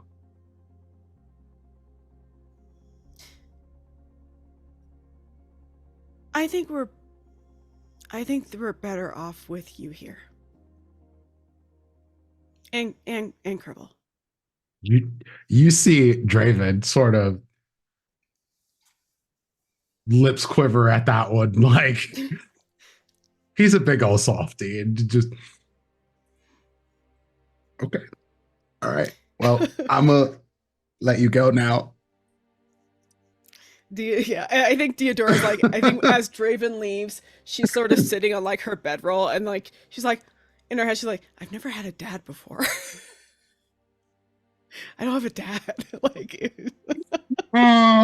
Oh, but she doesn't say that out loud. It's just like in her thought, it's like, huh, okay. But she's very not like immediately accepting of everyone, but it's like, oh, okay, that might be a nice experience to have. No. I love it. Toby, Yes. you're not a tree, but can I talk to you anyway? Do you You're want not me a to tree, be a but tree? you want to get the hell out of here. You want to leave, though? Just kidding. Make like a tree and leave. Out of here. The both of you. I had so much faith in the both of you. No. That faith was I don't know misplaced. why. I was like, Why? why? Do you know us? You know, if like one of us is gonna say it. Especially if we get in the same place. Come on now. Yeah. Look at me lying to myself. Okay. Yeah. Do you want me to be a tree? I can be a tree. I believe that is interesting, but I am unsure if that's necessary. Okay. I just thought about something, and I am unsure of how to feel about it. Do you want to talk about it? Yes, Otherwise, I would have to leave the hearth and go talk to a very large tree instead. Okay. I'll make some tea. Oh wait, you don't drink. That's right. Or do I you? can, but I do not need to. Okay. You can see the teapot has been kind of slowly moving around your suite. A sunflower kind of carrying it. And upon hearing tea, are you in the room or are you, like in the room or are you out in the like main area? I am not sure if Toby is in his room. I have followed him to his room. Okay. Okay. So Yeah, I was going to my room, so okay. yes. So probably behind you, you both would hear like the what sounds like leaves being crunched against the ground as you see this sunflower, faceless, just kind of bringing a little teapot, kind of waddling over, kind of extends one of its petals, and you can see has various teas marked for you to pick. So there's Earl Greys, there's lavender, there's chamomile, there's a vast variety. Basically, any tea you want is right there.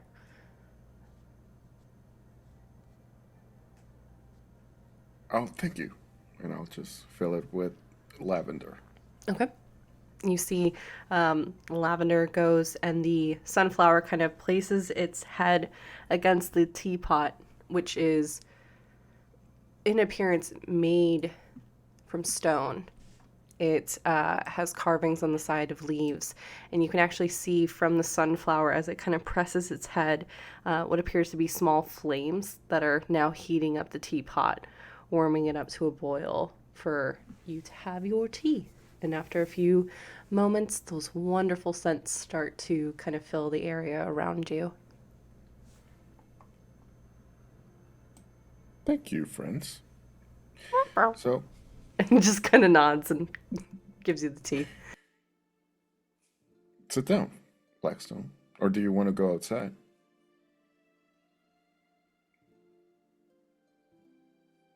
Blackstone just kind of sits vaguely, like just because the suggestion was made. I'm not sure if there's an optimal choice for that. I have come across some very new feelings today, and I am not sure what to do with them. Okay. Would you like to explain those feelings? So as I understand it, it is and can be a very sad thing when people that you care about get hurt in things. People are sad when other people that they care about die. But, well,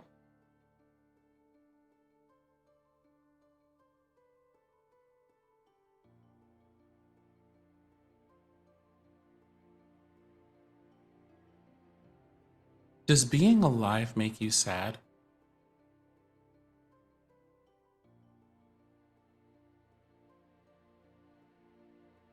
No. I I mean, yes, Robo, yes, but or Toby, no. went to, in the memories that we saw, in the lives that we lived, I was there then, and I am also here now. But a lot of the other people who were in those memories are not. And they were people that I cared for. And, well, now I am here without them, or without all of them, or with only a part of them. or with some of their memories. It is a very large and sad feeling, and I am unsure of what to do about that.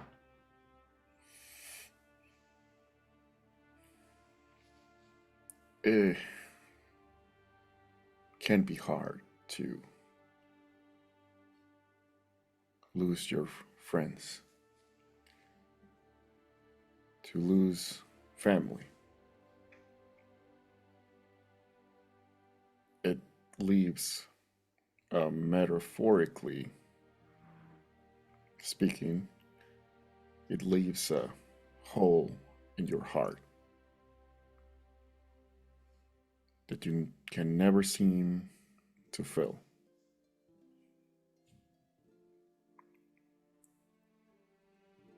But there's also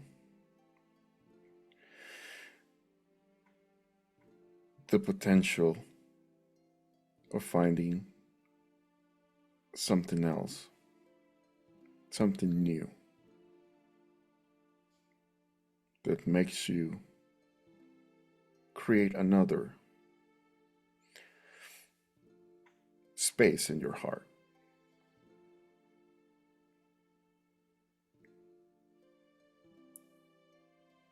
Love never dies.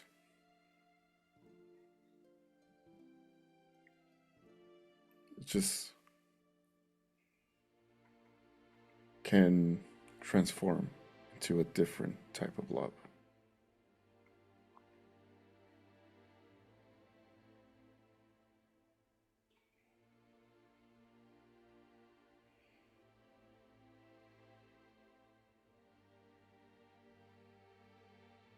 Does it take a long time to do that?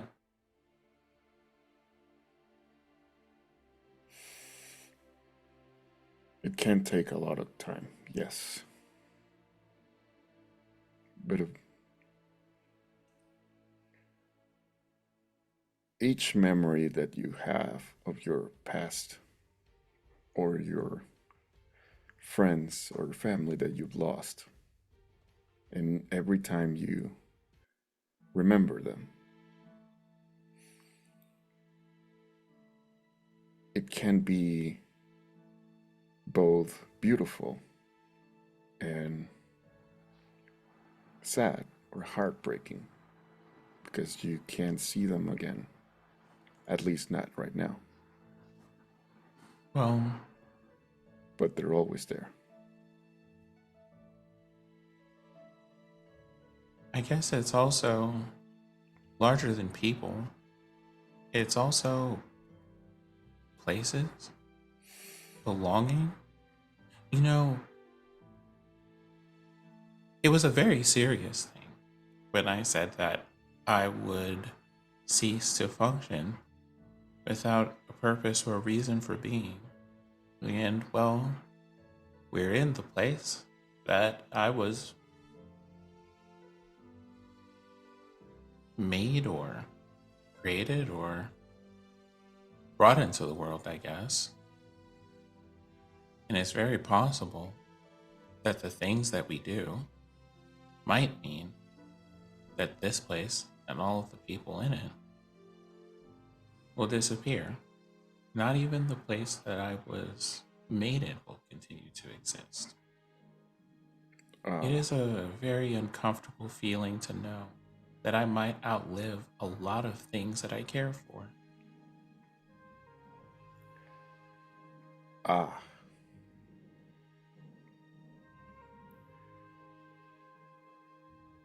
I don't know. Well, do you still have your memories of them? My memories are broken stairs and floating towers. So sometimes I do, and sometimes I don't, for reasons that I don't always understand.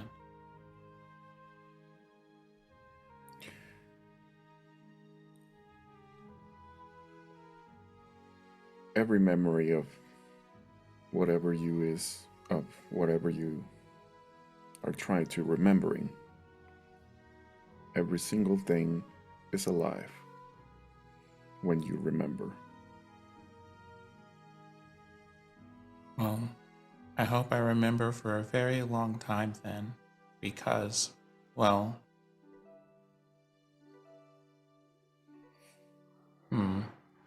the only way that I can say this is, I suppose it would be nice if there were ways to keep you all here longer, but from what we've learned today, that is probably a very cruel thing to do.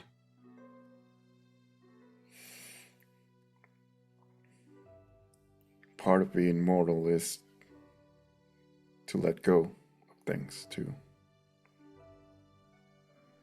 And even though we're mortal and we have such finite lives, we can live them to the fullest. We have one life. Well, a lot of times we just have one life. And we try to make it beautiful.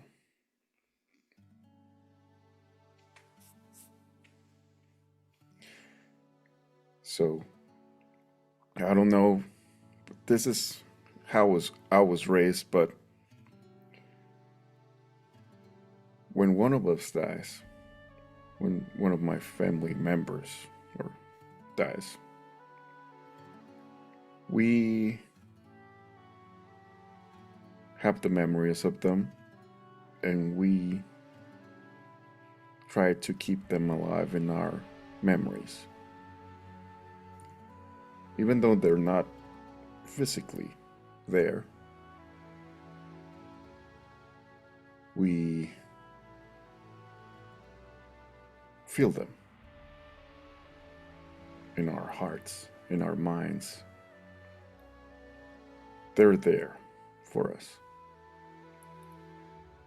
And it is our belief that when one of us dies, they go into the earth and become new life. And every day we search for that. And they could be just in this room with us. They could be in the trees, in the air.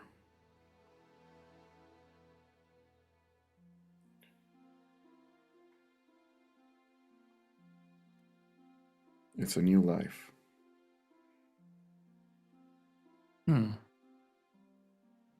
I guess that's why you said that trees can hear you. Yes. Then hopefully I'll get to live in a place that has a lot of very tall trees. We can make that happen.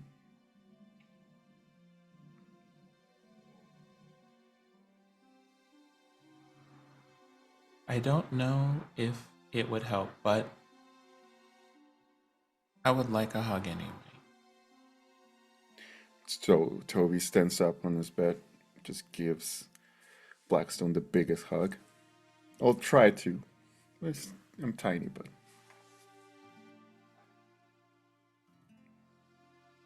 You're real to me, Blackstone. I will always remember you, even when I'm gone.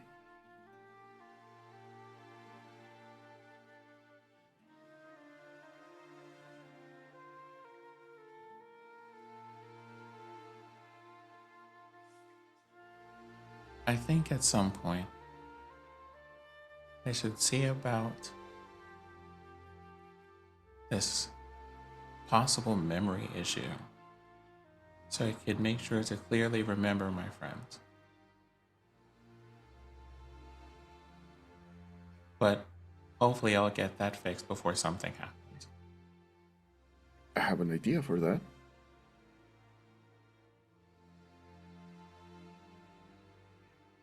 And Toby just stands in his room, gets a piece of parchment and ink. How about, well, there's two ways that I know you can do that. You can write letters to them,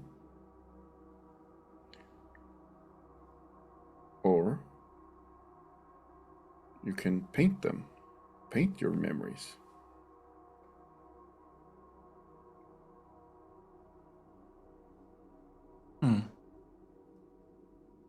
Artistry sounds like a good idea. Maybe I can learn how to do that after cooking. That sounds like a new objective we have. To be honest, I really don't know how to paint or anything. But I'm sure Ori or Captain Draven, even the Dora, might know.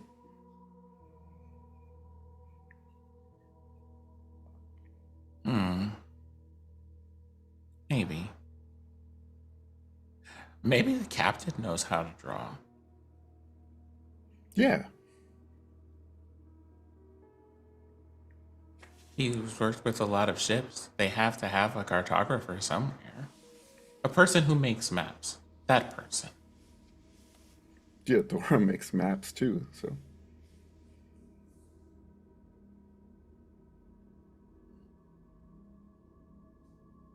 I feel tired. This is an unusual feeling. We've been through a lot. Do you want to stay here?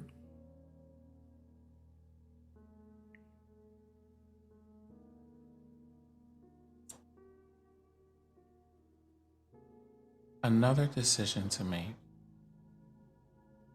I don't know if I want to make any more decisions today. All right, just lay down. And I'll get up of my room, turn off the lights. Why don't I do this thing over here? And Blackstone just picks like a cozy spot in the room and just lies there. And you can see, like, just because of like how they function and stuff, like different veins that go through their skin and what their eyes look like. And they're normally a steady color, but they slowly become like a solid pulsing color as Blackstone goes into stasis. And as Blackstone goes into stasis, Toby just says, "Good night, Blackstone. Go to sleep."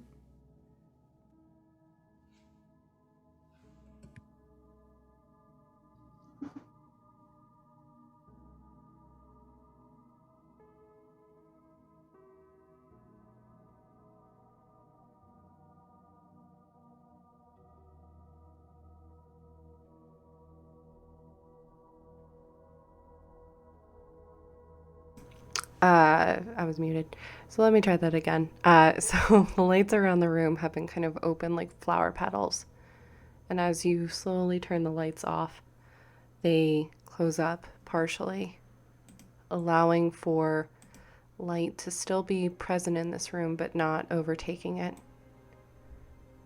as you fall into slumber. I'm going to jump back real quick and then we will go to break. We've been going long, I know. God damn it, Revo.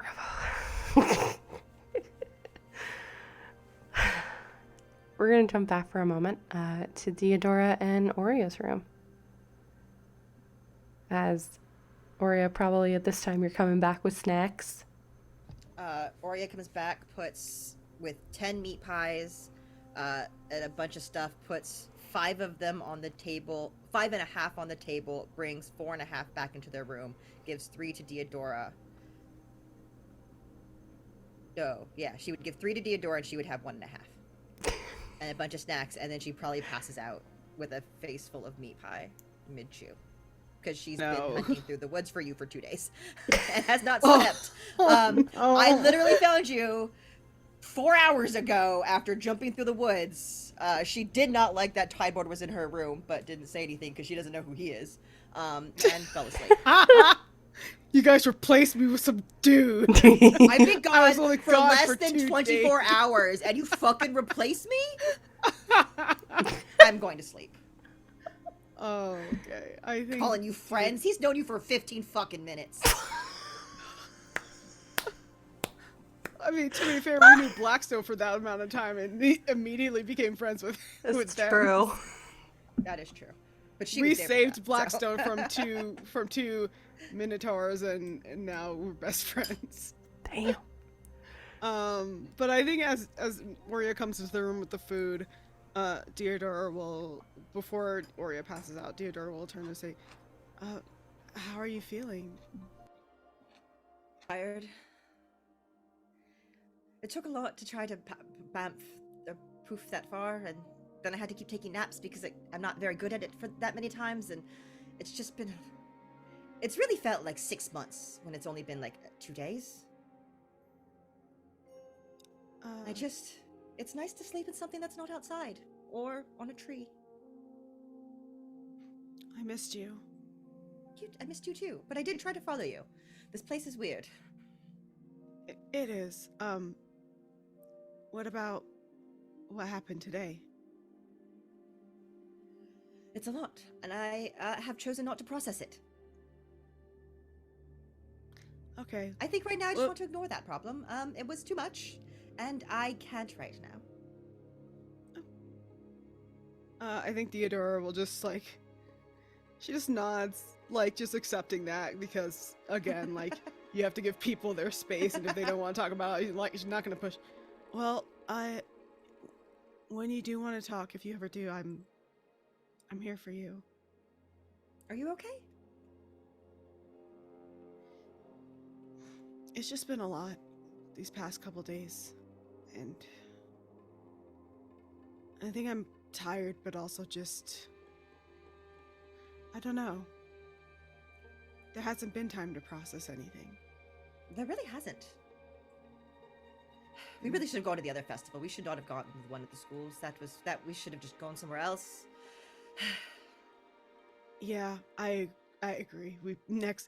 Hindsight, you know, and all that, we definitely should have gone to the other festival. But then, I guess if we had gone, then we wouldn't know. Blackstone and Toby I do like our new friends. and Tideboard. You'll like him. He's really nice. So how did you? Did you at least wait 2 days, or was it just the same day I left? That you? Oh. She's just messing with you. You know that.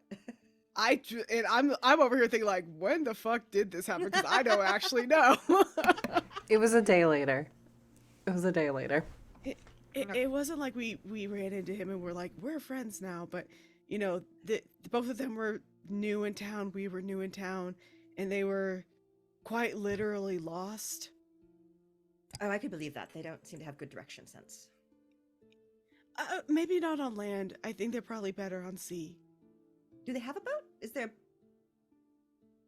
Yeah, he's a ship captain. Tideborn is. It's in Jorix.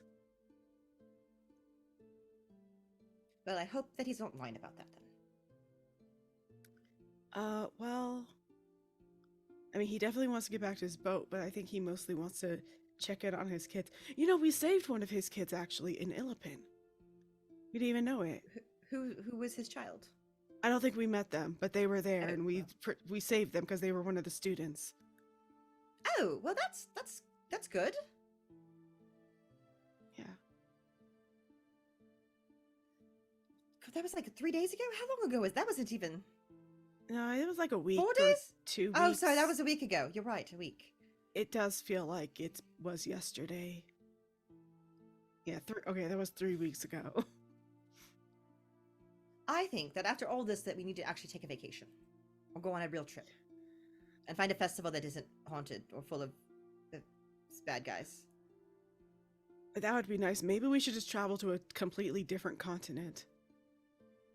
There can't be any troubles over there. Well, don't we have to take Captain Tideboard to a different continent? There's problems there if he can't find his children. Well, Jorix is the city, and that's where we're going anyway. Oh, okay. I don't really know about a lot of places outside of this area. Oh, no, you're outside of the you're continent. new. You're new.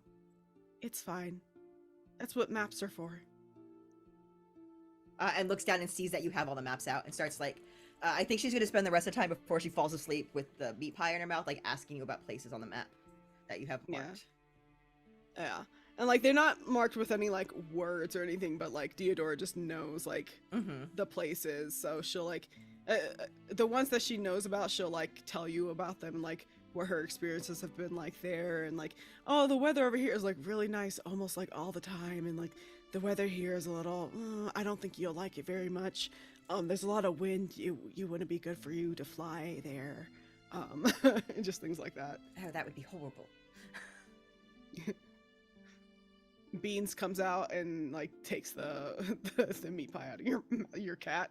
I expect that. And I think before we go to bed, the last thing that I want to do is I would like to send Sparky to Draven to sleep there for the night. And he does. He seems to be hesitant to be away from you. You get flashes of fear a little bit, because in the last... Cribble's fucking terrified. Yeah, this big fucking blink dog coming in like a direwolf. I am determined to find a saddle so that Cribble could ride him like a mount. That's a possibility. But you do see flashes of concern because in the last 3-4 days, Sparky has seen you die, has seen you go unconscious in the library for an extended period of time. So you see very much is hesitant to leave you, but does after a little bit. Yeah. I think Theodora will originally be like, Aurea won't let anything happen to me. It'll be okay. She's asleep, drooling. Yeah, I leaning on make shoulder. sure Sparky doesn't see that.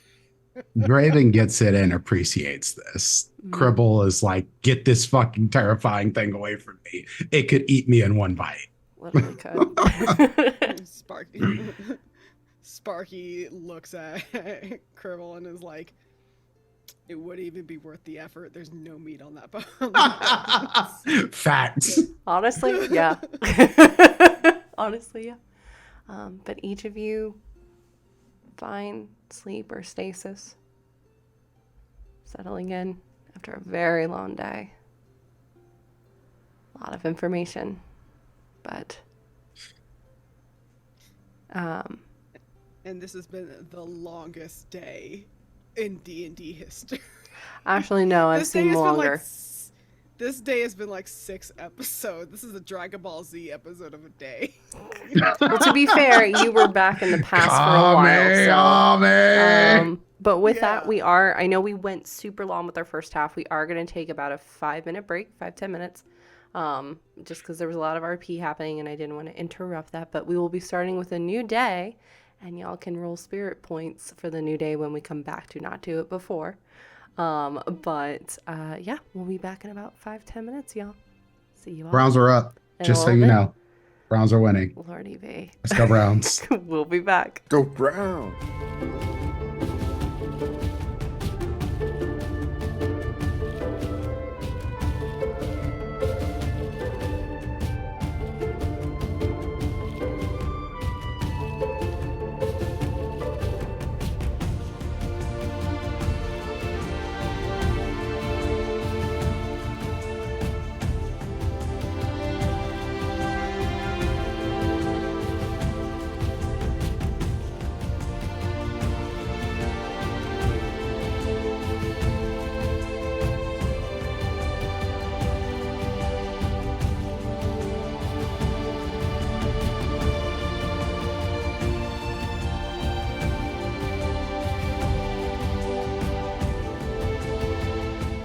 Absolutely cute. Touchdown, Browns. And we're back. Let's go, Browns. Let's curse go, them again. Browns.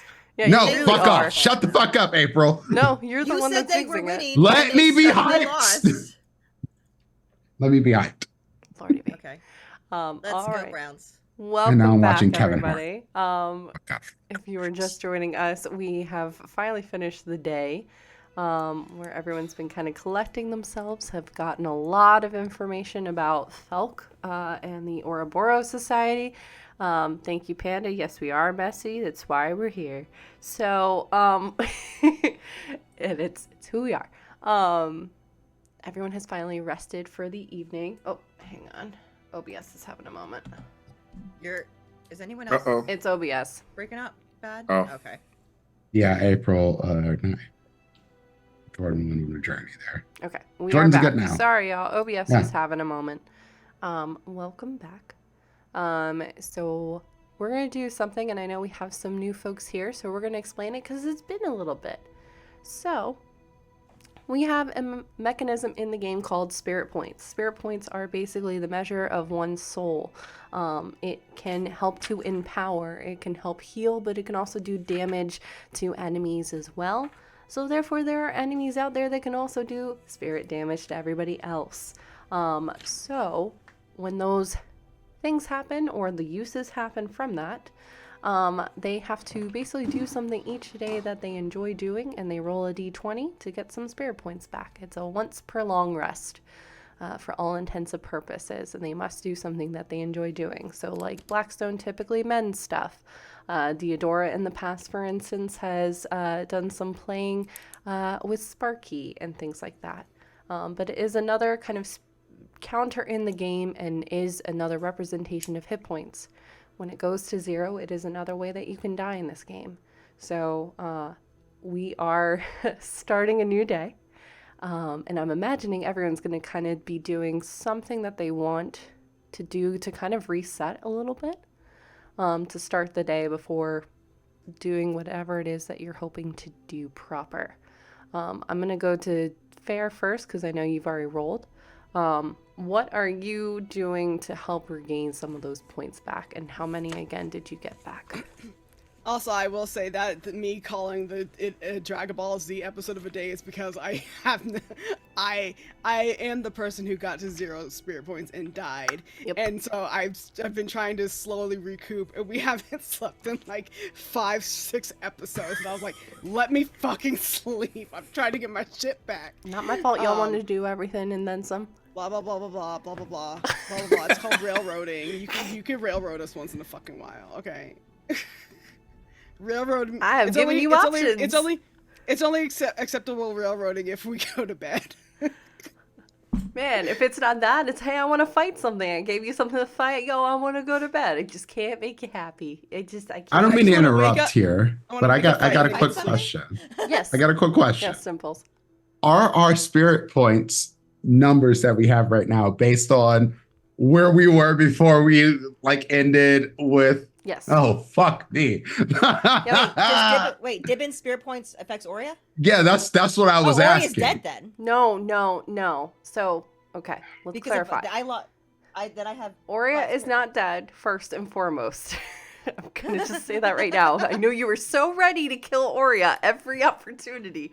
Aurea is still alive. No, I should be spirit points while No. we're using The Dibbin. No, spirit I don't points. think. I think Aurea is the one character that April wants to stay alive. and I don't that's want her to saying a die. lot. I just Because I was can't- literally at 1 You when know. we ended No. with Coriol. So- So I'm like, No, I was at that was -15 basically, when we so ended. to explain, those hit points, because those characters were your representations, they were your connections. So when it dropped, when Dibbin's points dropped, yes, Dibbin died, but Aurea, your connection to Dibbin's also dropped in that moment.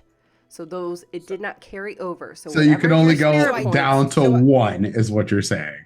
No, you didn't take any So damage. I took Correct. no spirit You point took damage no from spirit Dibbin. You didn't point take any damage. damage. Oh, Correct. then But I'm still good. at full hit Yeah, points. you're Then fine. I'm a full spirit. Okay, I was the only I was honestly, stressed for a The moment. only there. person who should be still trying to recuperate their spirit points is me. I think at Correct. this I think it's just you. Yes. it's I'm just full. me because I died. Yes. So. and since we've died, we've had like maybe 2 long rests since then. About. This is the Woo! So. So I rolled while we were doing RP and stuff. I got 30 spirit points back because I used my D20 roll and then I used an inspiration die Okay.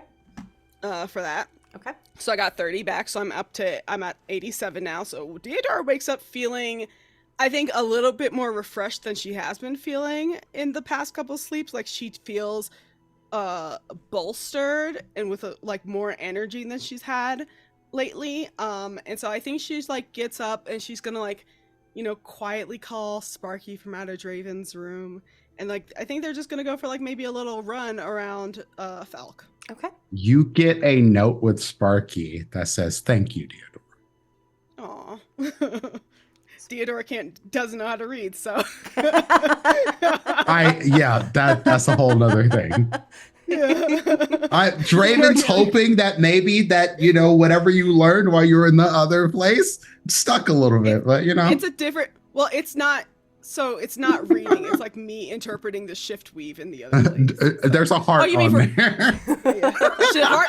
The heart she He's understands.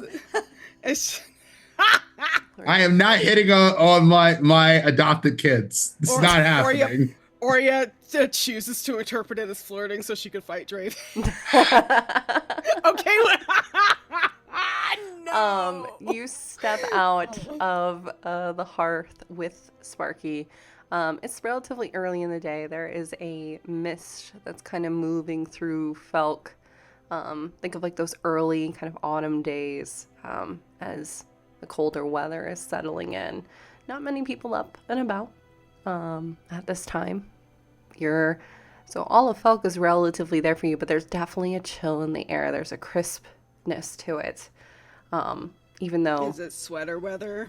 It's definitely sweat. Like if you were wearing your armor, which I'm assuming you are, you're actually for the first time in like a few weeks comfortable. Because Felk is buried within the Genora wetlands, which, to give everybody else an idea, is kind of like Florida climate. So the fact that now the colder weather is kind of settling in a little bit. It's definitely a light weather. It's not heavy. But it's, for once, you're not feeling like grimy with everything kind of sticking to you. Yeah, I'm definitely training with the armor on so I can do that anime thing where I So wait, did we pick up the armor from the people who were working on it? No, you have not done that yet. You're right. I don't have my armor. Nope, you do not have that yet. Right? Correct.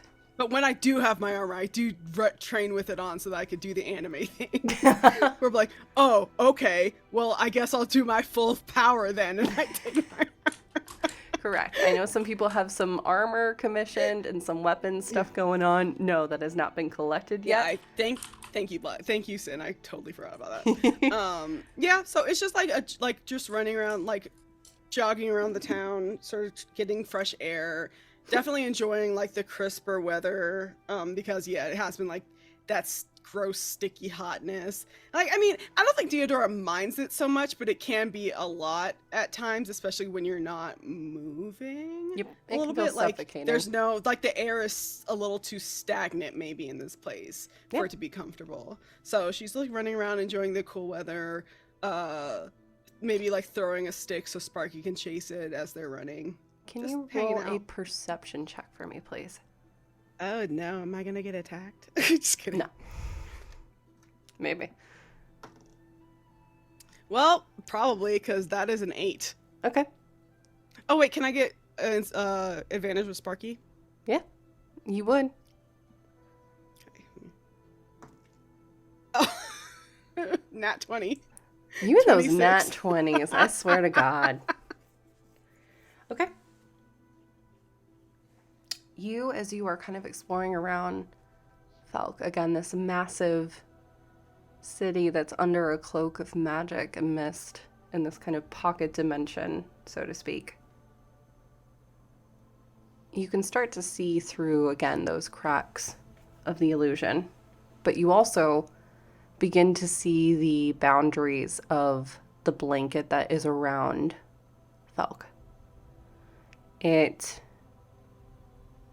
shows for a moment, honestly, it's a shimmer.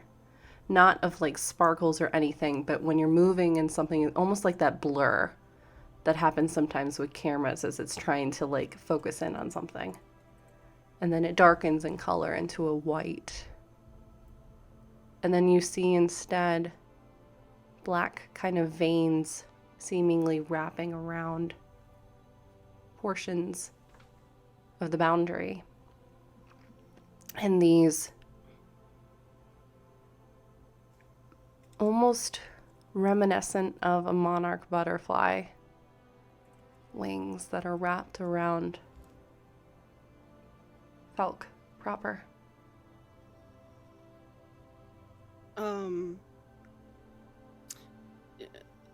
Do I get the, is this like, so I guess I need to ask, like, does this look bad? Like, is this a bad thing? Is this something dark? Okay.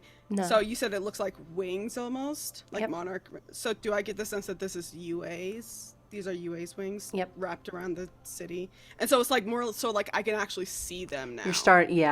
Now that you Okay. have that knowledge and now that you are, especially with that perception, because in response to and what kind of drew your attention, that shimmering and such, there seemed to have been every now and then, for a moment it looks like an orb just through the barrier, and maybe that causes a pause between you and Sparky. But this kind of teal, not the same color as the wings, but it has a darker tinge to it. And even you can feel its presence on the opposite side of trying to penetrate through the border itself, the boundary that's there. Mm-hmm. And that same coldness that you felt within Caro's memory of the eye opening up to when you were down in the tunnels of the Unitel and that eye blasted all of you. Those forces still trying their very best to locate Felk, still unsure where it is, but always hungering, hunting. But Yui's wings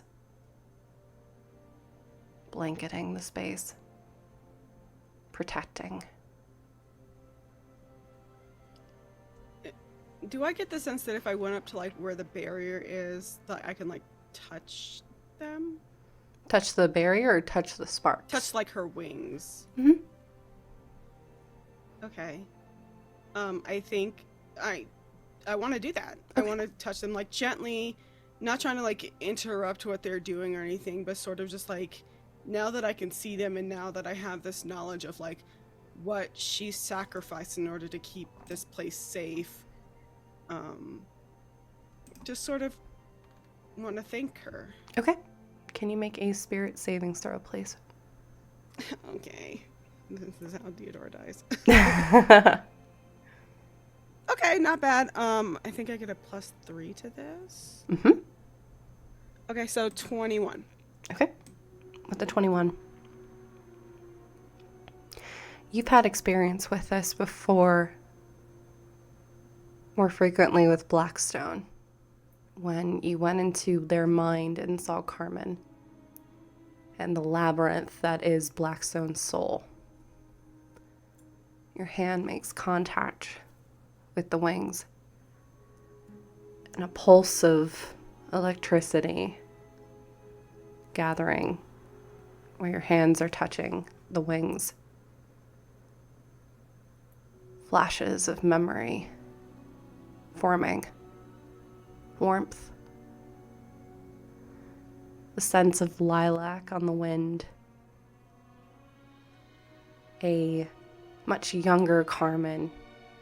Indeed, instead of that bright kind of priestess outfit of gold, instead wearing, and she looks to be about 9 or 10, black braids and curls, kind of pulled back in a half up, half down do, seemingly chasing after her younger siblings, as you see the half-orc, much younger, kind of toddling around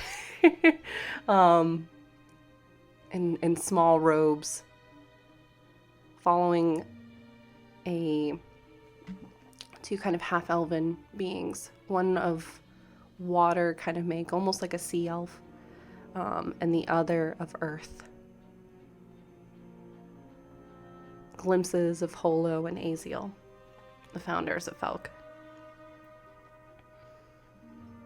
You get the sense of warmth But there's also an underlying emotion of loss, second guessing, regret.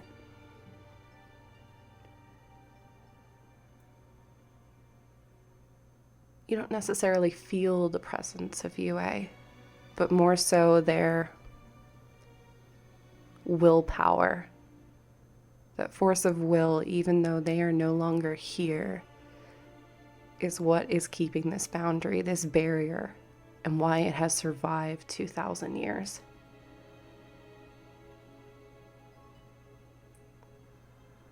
As you kind of find, it takes your breath away. It's not like a punch in the chest, but it's like to experience that moment, to give life to it, it takes a breath of yours away in order to experience it. And you kind of hear a low whining as Sparky to your side has kind of put a paw up on your shoulder. Oh my god, I forgot he's so big now. Yep, he's massive. Yeah, I think like I'll with my free hand like scratch Sparky behind the ears, like just letting him know like I'm okay. I'm just it's just a lot to take in. And I think I just want to like I know that UA isn't necessarily like here, but like her spirit is, and like her energy and her aura, whatever you want, like is in this barrier. So I just want to like that moment of regret and wonder if she did the right thing. I think Theodore would just say, or maybe just kind of think it at the barrier, maybe not wanting to talk out loud. Mm-hmm. Like you did the right thing with the information that you had. I'm going to give you one more thing with the role that you had. It's buried. Almost hidden. But there's a sense of deja vu. You've experienced or been around this person before, and not just from going back into the Library of Shadows, into those memories 2,000 years ago. A faint aura. It's honestly like a needle in a haystack. Especially for one such as yourself, with such a high perception when it comes to the things around you. It's a whisper on the wind.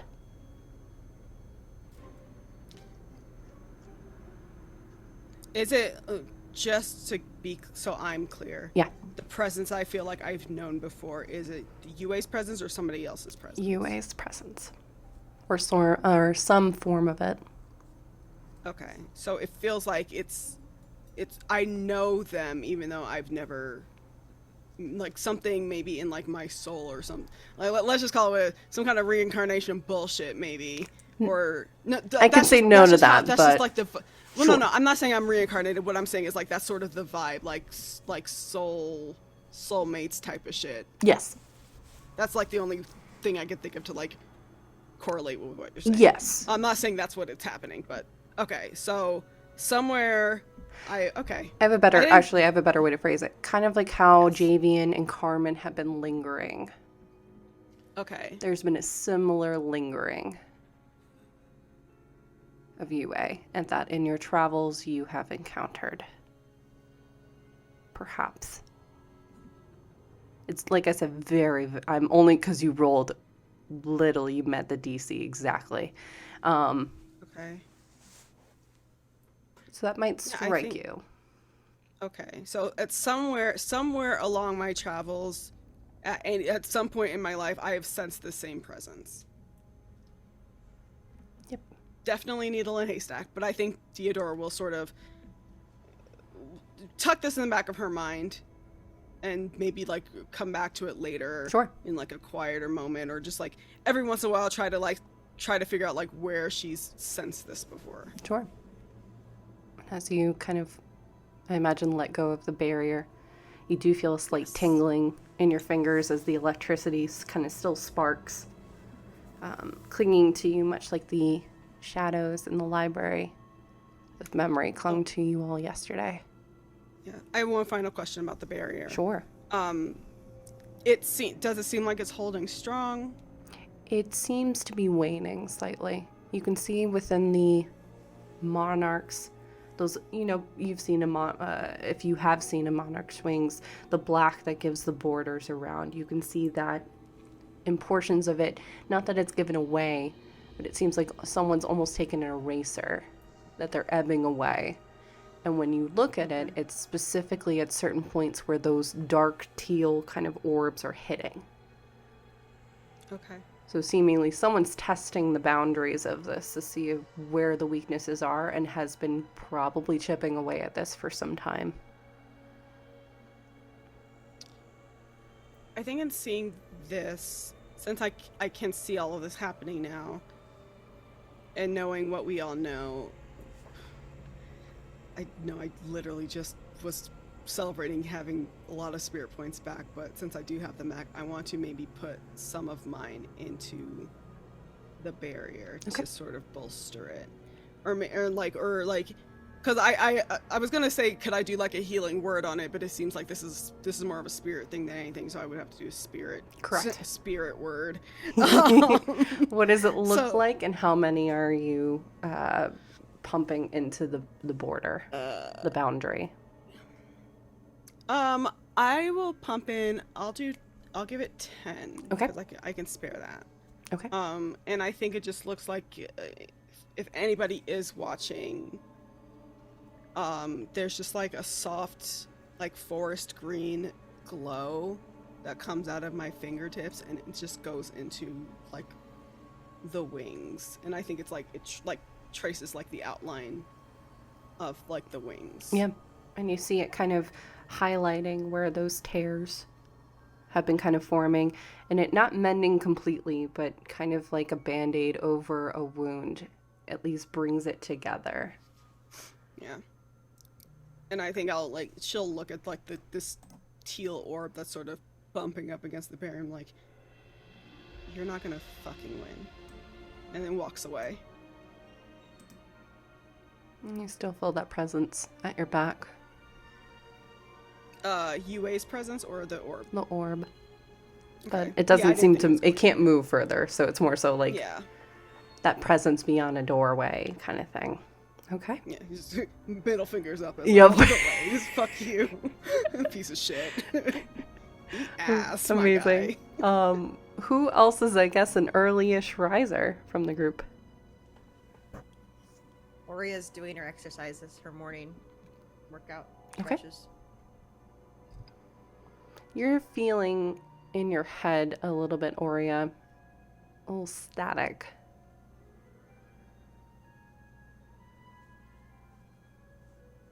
It's not like in your ears loud, but it's kind of every so often, especially in those super quiet moments, you hear it.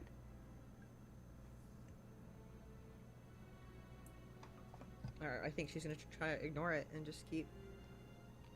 Okay. Tyborn, I saw your hand up next.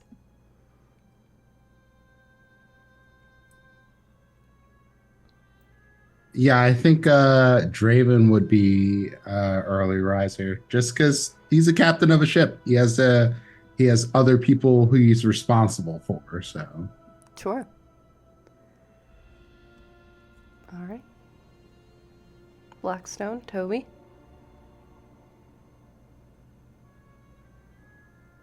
Probably totally would be last. Okay. Because he's passed out. But he did put a blanket over Blackstone before he went to bed. Okay. Blackstone, you awaken from your stasis with a small blanket, and Bolita is also curled up around you, seemingly sensing what Toby was trying to do. So, and perhaps terrified you would take the blanket off, so Bolita's kind of doing the cat thing of has stretched themselves across you to also make sure you're good, trying to give you a little bit of comfort as well. I wake up in bed, Belita, because, like, I appreciate the I appreciate the effort, but I also don't move very much while I am in stasis. Yep. All right, and the day is yours, as you have much to do. The mist kind of still hovering around, both within the barrier and around Felk. You've been given a lot of knowledge. The weight of your hopes and dreams, as well as perhaps Felk and those acquaintances that you were channeling still with you as you all convene within the hearth. And I think that's an excellent way to end for today. Aw, I wanted to ask Corbin a question. What would you like to ask Corbin? Okay. Hey, Corbin. So, Corbin comes out of your little hoodie with like And, seemingly like- wearing some kind of lotion on their face and has like the little cucumbers that have been cut up, taking them off their eyes. Fucking stop. Curlers in their hair. Yep. Like, oh, Bonnet's still up. Yep, Like, little you can't see the bonnet curls is because the bonnet is still on. on. Yep, Bond is little- still on. Little mouse who is also he has wearing the only bonnet in the world that stays on. little mouse who is also wearing I should stay falling off. that you got from the festival matching clothes. So is wearing a little hoodie because it's colder out. Has the little hoodie and like little pants on. Seemingly you caught them as they were kind of getting ready for the day. But he kind of just pops onto your shoulder and looks at you. So, well, I'm just going to assume that you understand. But, well, I thought about making you a proper familiar. It would mean that you could possibly live forever with me or, well, with anyone. Kind of raises his I- paws up, feeling all powerful at that those words of living forever. But after yesterday, I don't know if that's something that you want. So, I don't know. Do you want to be a familiar? Do you want to live a normal life to then pass on the way that most other living things do? This is a very heavy question to ask first thing in the morning, but it was something that I planned on doing today, depending on what your answer was. Kind of feel a knock at your kind of mental, spiritual lobby that you seem to always maintain. As they step forward, if you allow. And I do. Of course I do. It's Corbin. He still likes, very much like you, asking for consent. He has learned to also ask for consent. You did get a flash of he was very much imagining himself on a runway. You get those kind of dreads of dreams. He was imagining himself on a runway walking. Doors are opening, red carpets rolling out. Exactly, always.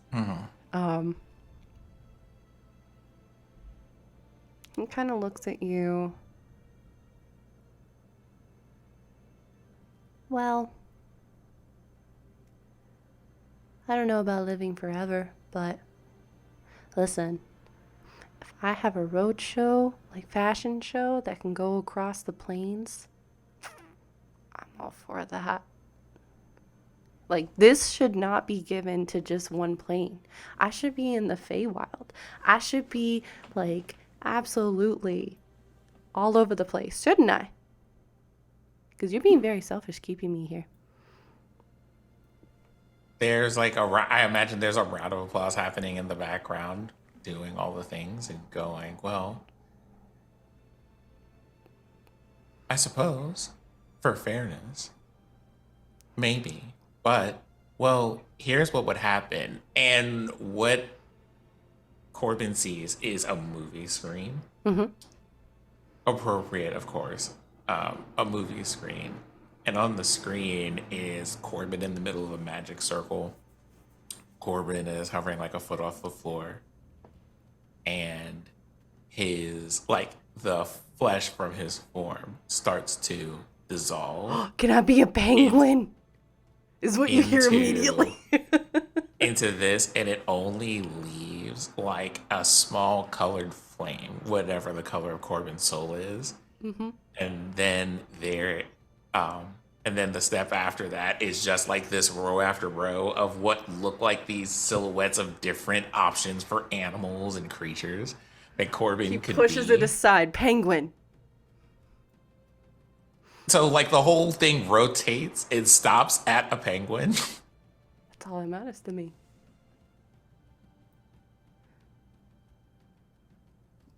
True. Okay. Well, if you do that, I guess technically you would be a creature for the Feywild, and that's where you would live most of the time. It would be where I vacation. That would be one of my summer homes. I It's don't also like a the good cold. place. It's also a good place to hide if something dangerous happens. I'm sorry. I don't get scared like that. So it could be where you hide when you get scared. I'm a penguin. Penguins aren't scared of anything. Except for loud predators. I don't and know if seals. that's true. Polar bears, walruses, things that could eat. I've seen Happy Feet. There are predators. He doesn't know that though, so But he thinks penguins are the like alpha in the animal world. He has no idea. He's a mouse. well then, I would hate to interrupt your spa day any further, but okay. Okay. Don't think too hard on it. You're getting too in your head, and I can tell. It kind of just Well- gives you a little pat on the cheek and then burrows into your sweatshirt real quick. And you do hear very faintly, there seems to be some kind of liquid being poured, perhaps his version of a mimosa on this very chill day. I need y'all to understand that I'm apparently obsessed. Corbin I'm obsessed. has like a demiplane in my scarf where there are just infinite amounts of material that are exactly about size for comedic relief. 1000%. I'm obsessed with Corbin. Corbin's the obsessed. best. But with that, we will call it here for today. I love it. As you all have some big decisions to make. So welcome to season 3. It's going to be wild, y'all. Thank you so much. We're going to go around real quick to say who you are and where you can be found the remainder of this week. And we'll be back next Saturday with episode 2 of season 3. I'm going to jump over to Dimples. I mean, let's be real. There's no more real remainder of this week. So next week you can You know find what I me meant. on Wednesday over on Laugh Level Indies channel playing Call of Cthulhu, Below the Land of Fire. We got maybe 4 sessions left before my character loses all of the sanity that it has left. And yeah, that will be bad. I mean, let's be real. My character's ready to literally blow themselves up to stop the little monsters from doing their thing. So, you know, come check that shit out. I have plans this year to do a podcast. So keep an eye out on my Twitter. My work situation has changed, so I will have more time to do more entertaining things. So be on the lookout for that. Farron, you may or may not. Shut the fuck up. Shut the fuck up. I'm like, that's my podcast, but not come Got up a for podcast? ours. I got a podcast that you were Shut on. the fuck up before I invite or I disinvite the invite that I'm potentially going to send y'all motherfuckers. So shut the fuck up. Invite us, it'll sit on a shelf for 2 years. I have a lot more time than I used to have, so more games will be coming out. So please be on the lookout for me on X, on Blue Sky, on Threads. And I will probably be shifting over my content to a lot of YouTube because Twitter is the shittiest of shit. And I'm saying that while I'm on Twitter, but it's not my channel. So fuck you, Twitter. Twitch, 'cause Y'all you are keep saying Twitter. Twitch, Twitter, whatever, X, you know, fuck all that shit. I'm getting away from it. If it starts with a T, I'm fucking leaving it. Amazing. So yes, much love to all of you. I'm so glad to be back this season. Happy birthday to me, because my birthday just happened. Woo! This is my last year of my 30s. If you want to come support me, I'm on Throne. That's the one T starting place that y'all can still hit me up on. Hell yeah.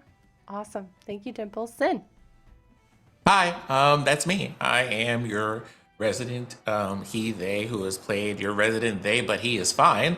And who's probably going to just go and steam clothes after session and be sad. You can find me tomorrow morning-ish playing more Hollow Knight for this last run of Hollow Knight games in January. I will be ranting at the tech industry once again on Thursday at 8 p.m. And then we'll be back here, I think, next Saturday. Are we here next Saturday? We're here next Saturday. We are. At 3 p.m. So catch me outside at those places.